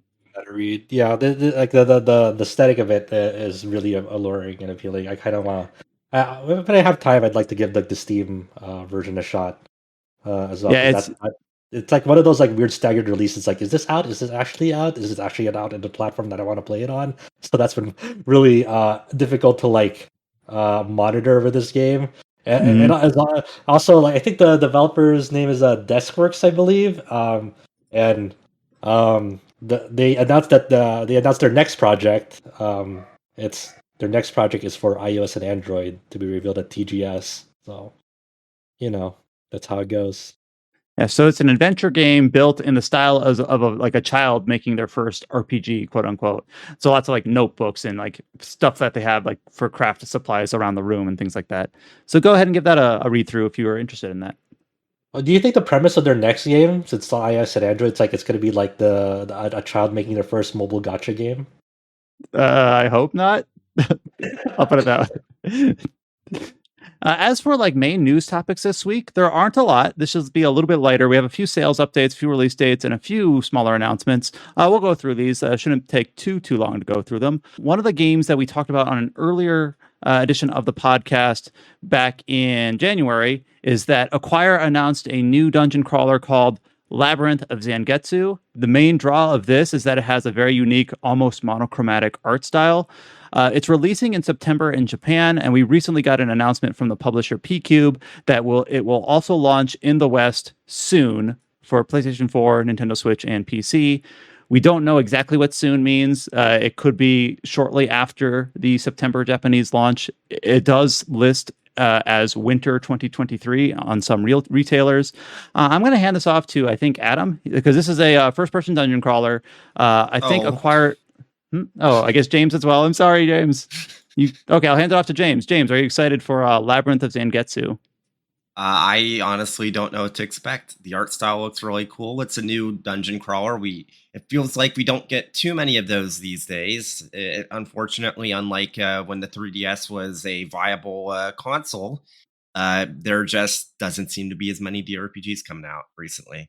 Hopefully it's good. I really do hope it's good. It seems interesting enough. There's a potential here, but it's like, who knows? This has actually been in development for a bit longer than you made it out to be. It wasn't announced this January. It was announced January 2021. Oh, I didn't even read the year on that. I just saw, January 7th. That's when it was announced. All right, so it was announced a year and 2/3 ago. Yeah, so, I don't know. What do you feel, Adam? Do you think this is going to be good? The thing is, it's being developed by, is it Acquire or is it someone else? The developer is Kairu Pandu. Kairu Pandu. So yeah, the thing is like there's not really a pedigree to go off of here. So like I like dungeon crawlers. I mentioned that earlier this podcast, but I'm intrigued, but it's just kind of like I don't know what to expect because there is no pedigree. Do we know anything about like who's working at Kairu Pandu? I have no idea. Like, geez. Yeah, I'm looking at the initial announcement from January, and usually if they've got if they're able to get the talents of an artist or a designer from another studio, like if they have like that pedigree that I'm looking for, almost always it's shouted or highlighted in the press release, and they didn't really do that here. So it could be here is I found a website for Kairu Pandu, and I'm trying to see if there's anything else they've worked on projects. Oh no. I like this. They haven't really released anything yet. They did I'm not sure if they just did the development or if they did like the localization or something for 10-second run returns on the Nintendo eShop, and that is like the only console game they've released. Let's fucking go. So who knows? So we will associate Kairu Pandu, whoever they are, we will learn about them. This will be basically their step into the ring with Labyrinth of Zangetsu. I think Adam and James will appreciate more people making dungeon crawlers, because who knows when we'll see a Train Odyssey again, if ever. And the other big developers of the RPG space aren't making good dungeon crawlers, so, you know. Well, no. I mean, I don't have to be excited for it because I've already played it, but Dungeon RPG heads, you have one solemn duty next year. Buy Labyrinth of Galleria. Yeah, so Labyrinth of Zangetsu, it'll be releasing next month in Japan, hopefully soon for the West. We did get an announcement trailer for the, it's basically an announcement trailer for the Western release, and a few new screenshots. It just displaying the mostly monochromatic art style and the some of the character designs and everything like that. So we'll keep an eye out on this. Winter 2023, so likely not this year. It would likely be a January, February release in the West. But good to know that it is coming over and not too long after the Japanese release, even after the long protracted development cycle. We do have an RPG announcement that is actually being published by Square Enix, and this is a narrative-focused fairy tale RPG called Little Goody Two Shoes. I've never heard of this. I don't know anything about this. It's another developer that I'm not familiar with, AstralShift. Josh, when you covered this announcement for Little Goody Two Shoes, like, what is this? I saw that the Square Enix social media was getting taken over by something that no one knew about. I'm like, okay, what is this? It was like they had like a typical like social media campaign to like let everyone know what the hell this was.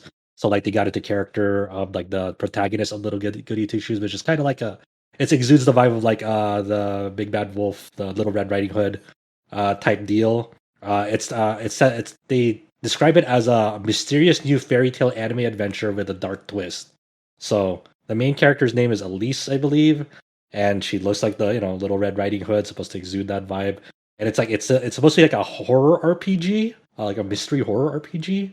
And it's and the developers AstralShift, they're a Portugal-based studio, and they're a co-developer on like a remaster of an RPG maker game called Pocket Mirror.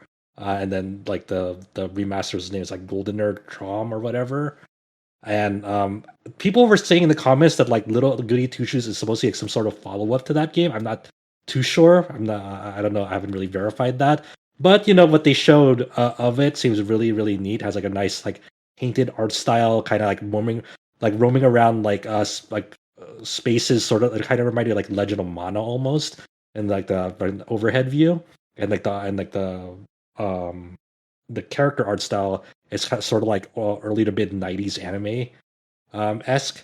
They didn't really showcase too much of like how the game is played. There's like some brief clips on like the Square Enix Twitter that shows a little bit more about it, and they mention off gameplay elements like sustenance, reputation, suspicion, exploration, and narrative. I don't know what the fuck that means in the context of this game. All we really got was like, hey, a key art, some gameplay clips on Twitter, and that just the announcement. Hey, AstralShift is collaborating with the Square Enix Collective Initiative, which deals with indie games.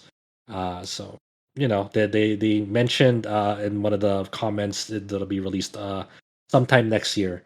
So I think this is just something to like kind of you look at it. It looks really distinct. I'm really curious to see more about it. Pretty much. The way that they decided to approach this, Josh kind of hinted at it. They had someone, quote unquote, take over the Twitter as if they were like an influencer, and it's kind of cute, kind of cringy. I guess it depends on what side of the bed you woke up on.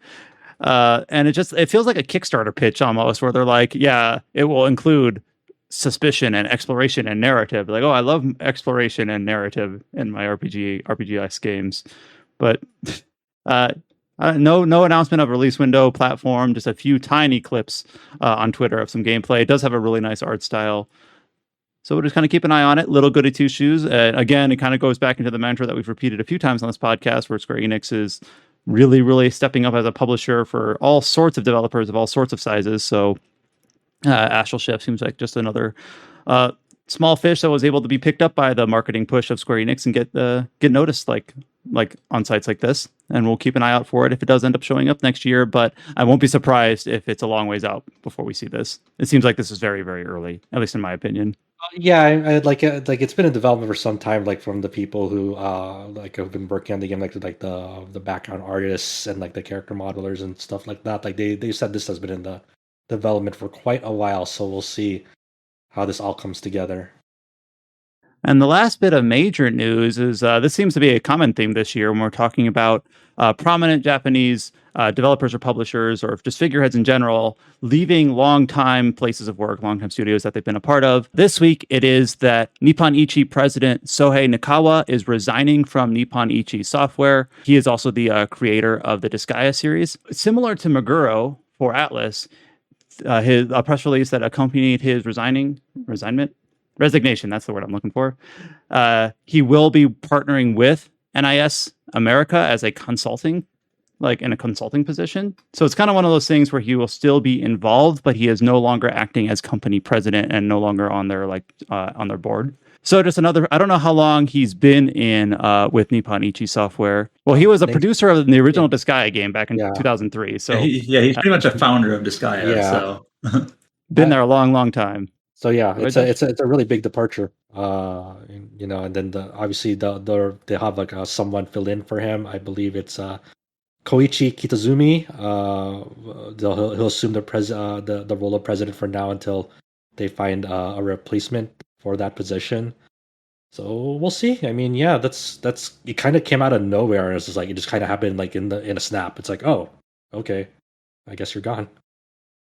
So yeah, I mean, good luck. And best of luck to whatever they decide to do next on that. But yeah, that's kind of a really, really big departure in the realm of JRPGs, especially it's like in a weird like time for Disgaea, right? Like Disgaea 6 felt like it didn't set the world on fire. People are still pretty mixed on like its art style shift to 3D.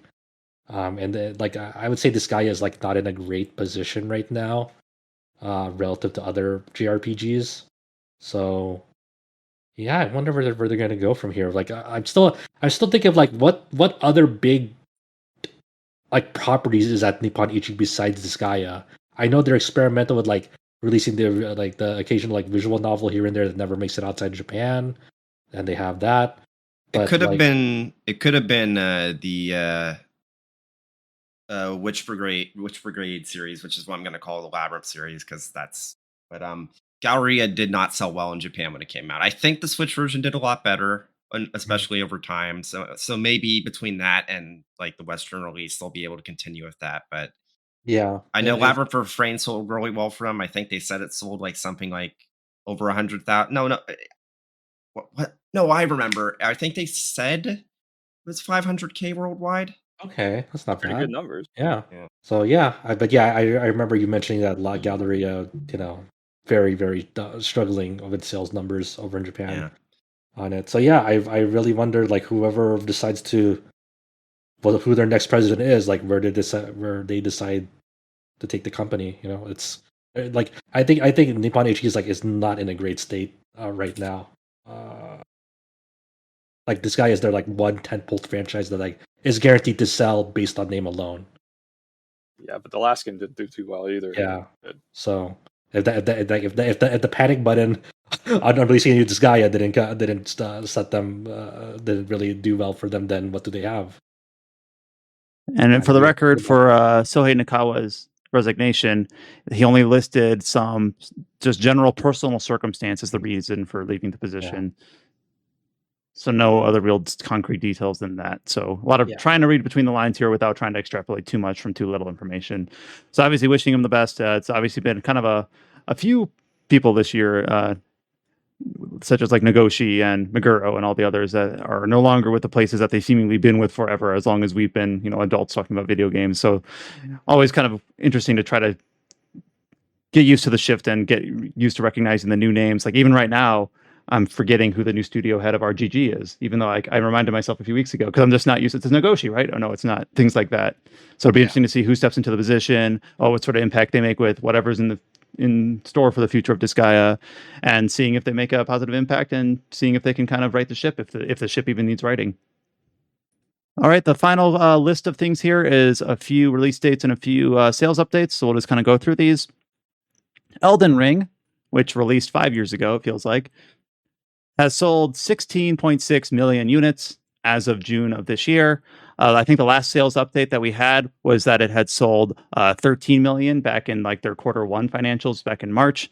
Dark Souls 3, I believe, was the high watermark for From Software sales previous to Elden Ring, which had surpassed 10 million. So 16.6 million. I'm trying to like put that into context, but obviously really good for publisher bound and Namco, really good for From Software. I presume it's succeeded expectations, though I don't know for certain what their expectations were at, but has done really well. I imagine. Yeah, I have to imagine definitely exceeded them. We actually expected 20 million by now. Yeah.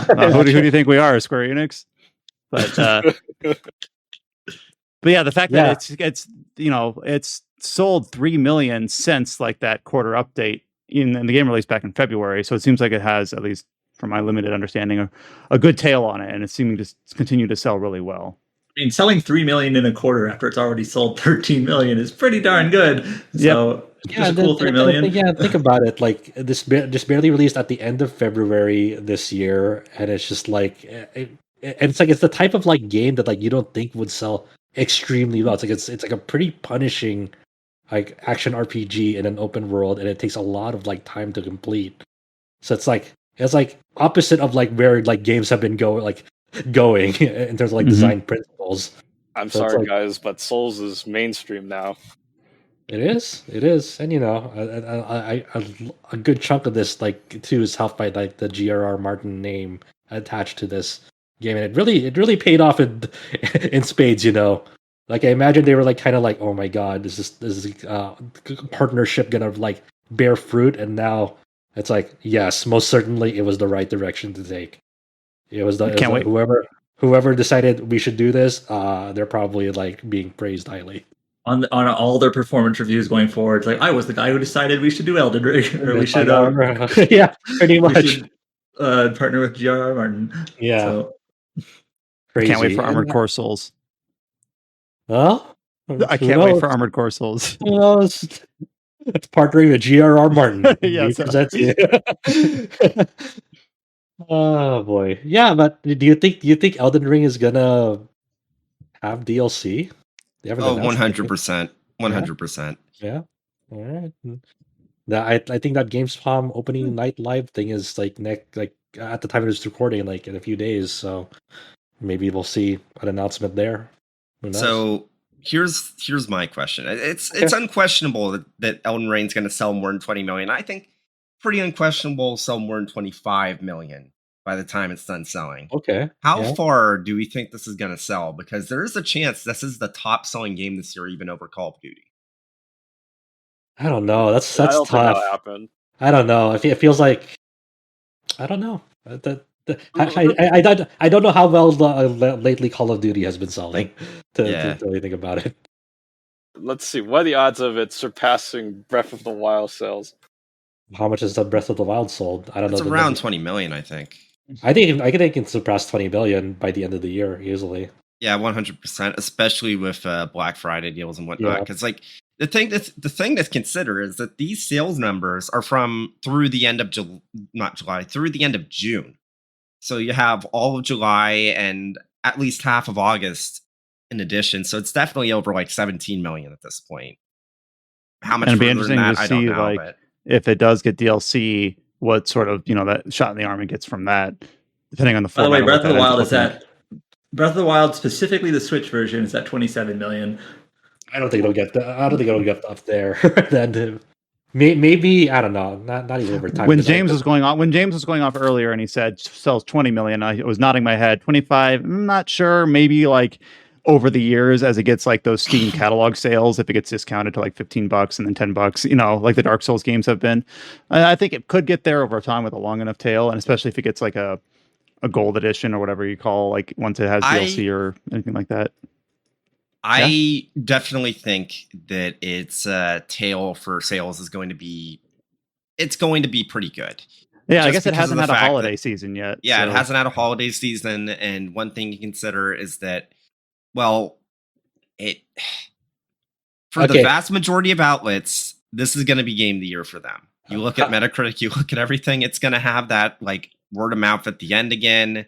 There's going to be like Bandai Namco said they want to make it a multimedia franchise, or like they did say that. I forgot about that. Yeah, and it's like we saw what happened with Witcher 3, where it's like it already sold really well, but then it got like a huge boost in sales when the Netflix series came out. So, Elden Ring Netflix series.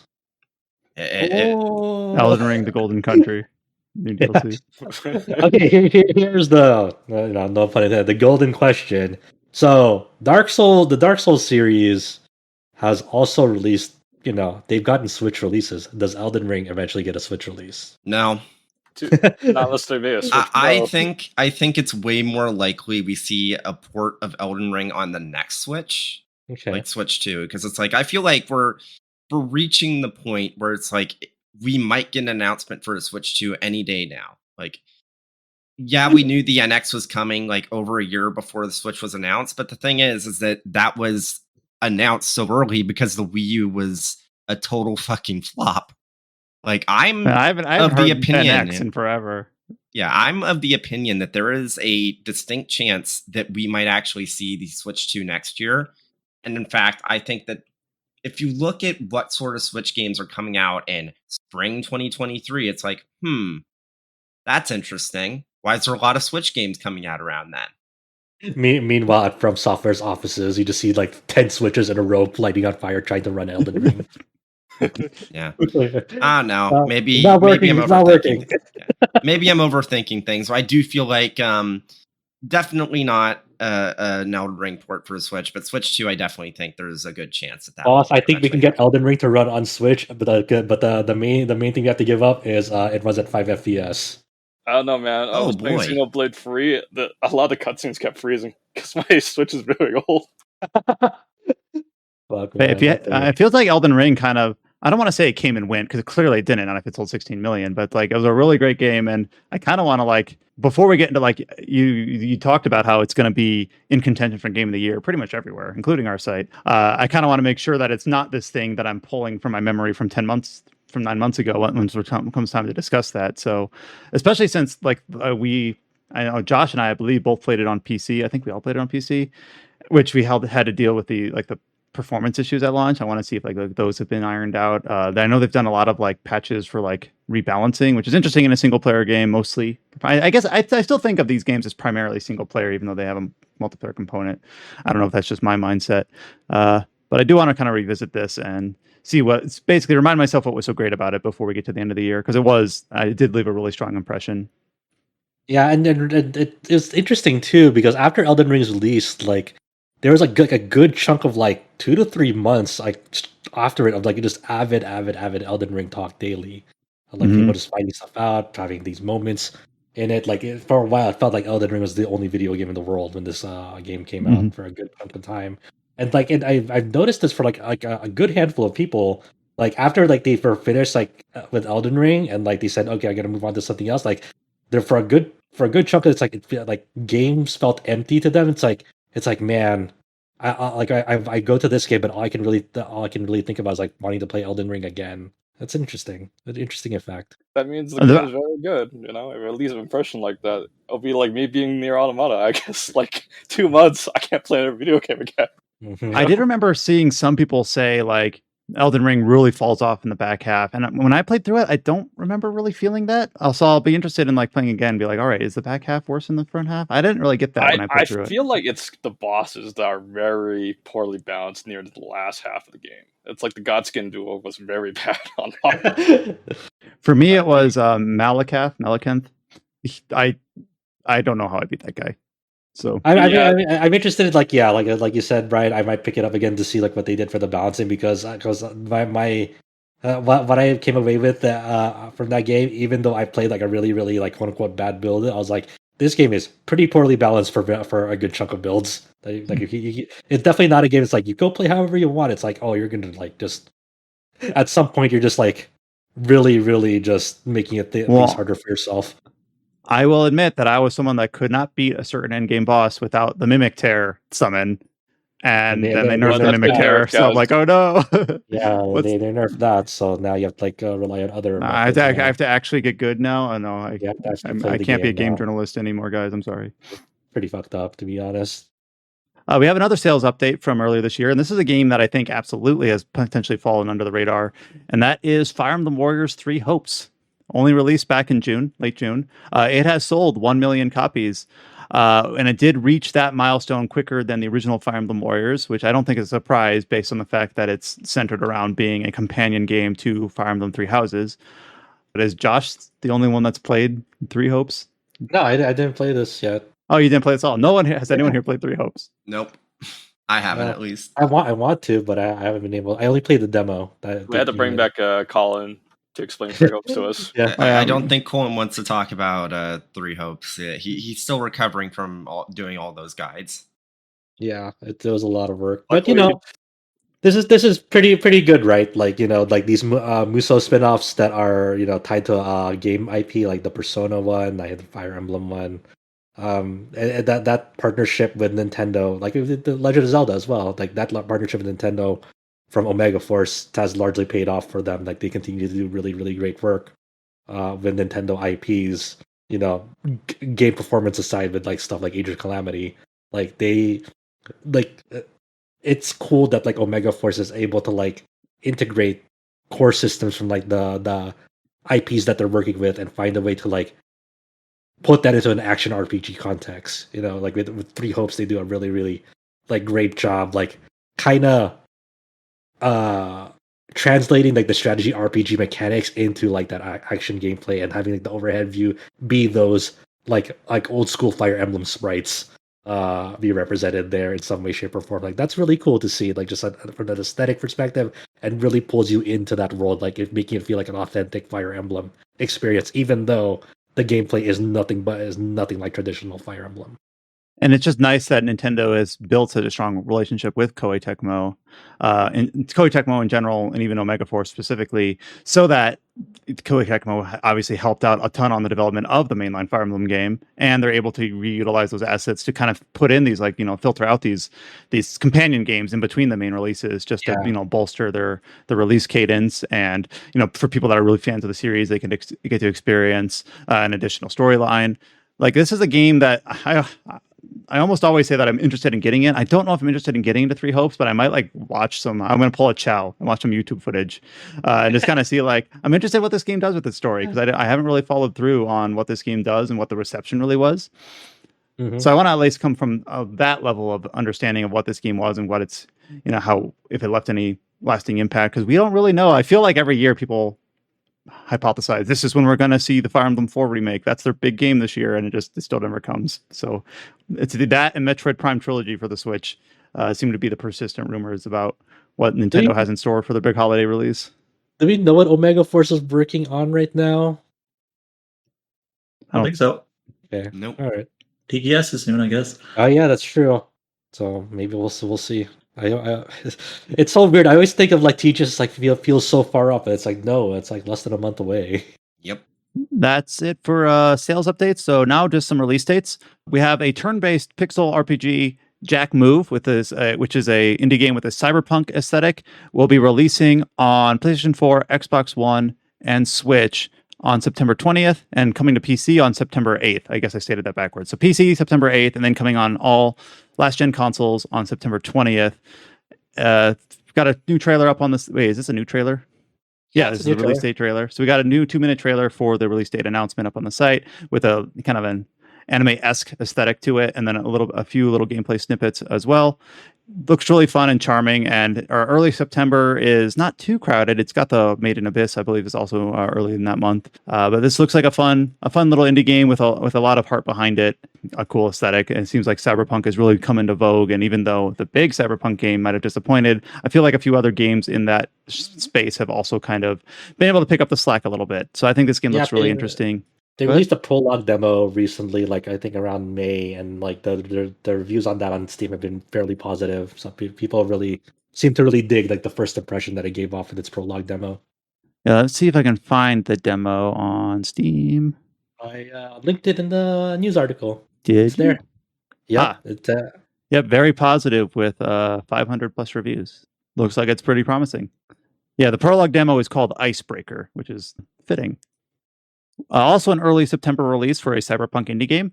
We've got ANNO Mutationem. I remember talking about this game when it came out and I couldn't learn how to pronounce it. Mutationem. Josh originally covered this for us. He had a chance to talk about it back on the podcast back in March when it originally released, but it will be also releasing for Nintendo Switch on September 1st. Yeah, this is like a game that like it's kind of for me at the time. I kind of got bored with it as I played. I think the world itself is interesting, but like a lot of its mechanics felt too kind of stale for me. And like the main story itself is like I wasn't really digging it. Like I know it's gotten through a lot of patches through it, too much to really like keep up with. And I know like they added like I don't know if they added like a new ending or some sort of tweak to the ending or whatever, but like I guess it speaks to like, hey, this released in a really rough state when it first came out, and then what I don't know how people feel about it now after it's gotten through a lot of patches and maybe content updates. So I haven't really been keeping up with this game, but you know, it's a fine fit for the Switch for people who've been looking forward to it. There, I just for me, I just came away from being like, it's okay, but it doesn't really do much for me. It also does have a free demo available on the eShop. Another September release. This is a text-based RPG called Roadwarden. It looks like you also covered this news bit as well, Josh. This is cool. This is like an illustrated text-based RPG that's coming out September 8th for PC. There's a demo out on Steam as well.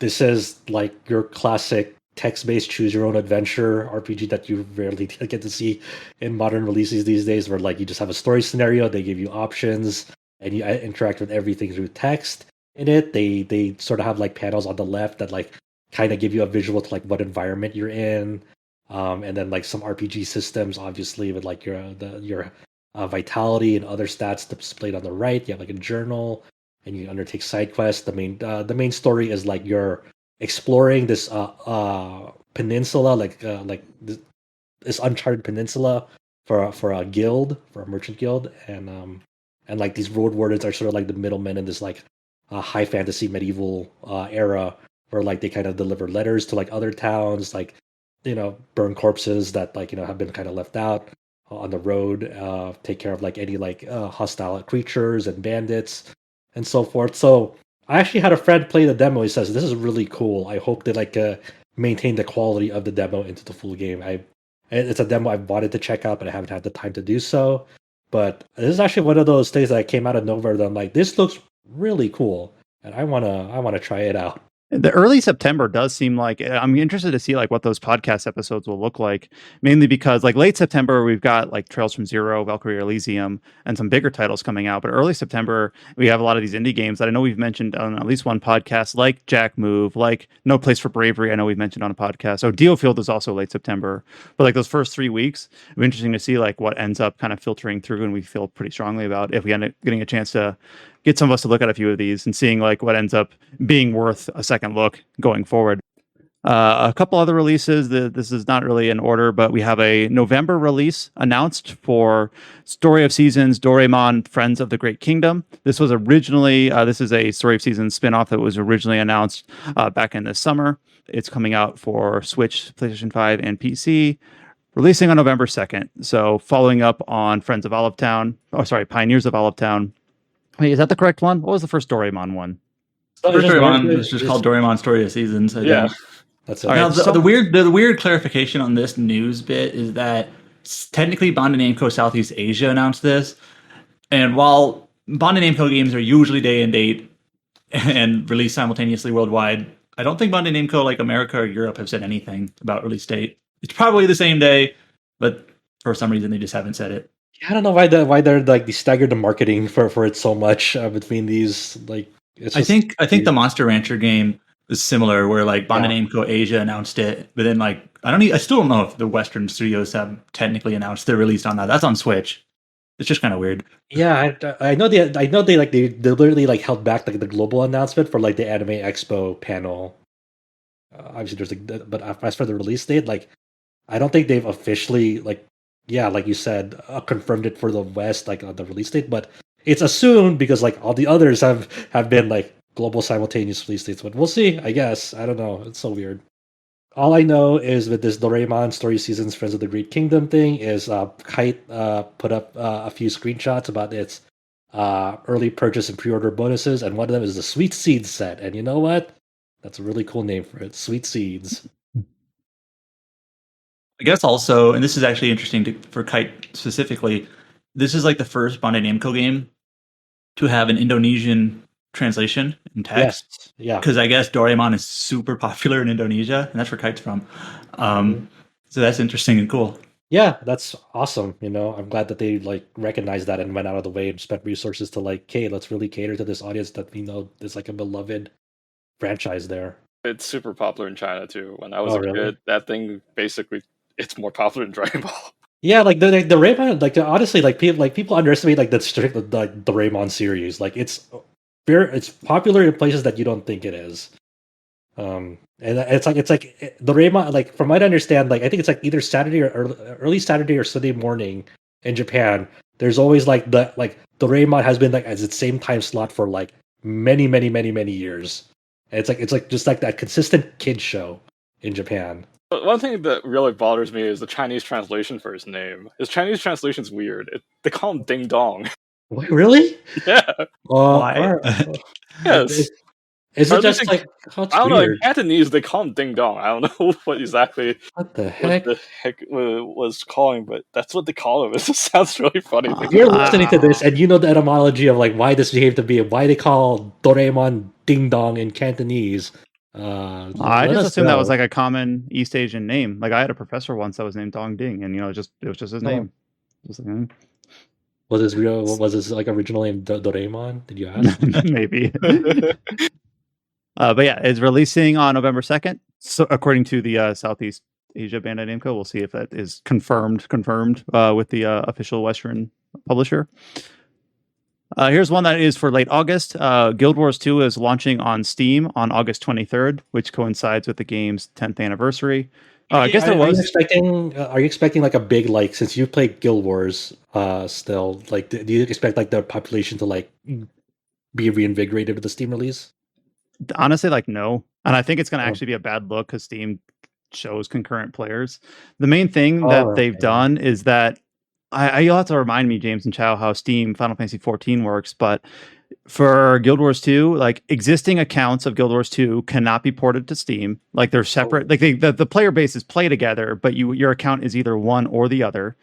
So if you made an account if you made an account 9 years ago, it's laid dormant and you want to pick it back up, you can't with the Steam version. You have to start fresh, which has pissed off a lot of people. There is no like migration process either. And one thing that's even more kind of confusing is that Guild Wars 1 trilogy has been on Steam for years and has an official way to link to Guild Wars 2 to get you some like just little cosmetic bonuses. Wow. And you can't even do that linkage. Like Guild Wars 2 on Steam is like its own separate island. So wait a second. You're saying that you can, if you buy Guild Wars 2 separately, so on its own like standalone launcher, you can link Guild Wars 1 from Steam to it to get additional bonuses. But if you buy Guild Wars 2 on Steam, you cannot link Guild Wars 1 on Steam to get those same bonuses.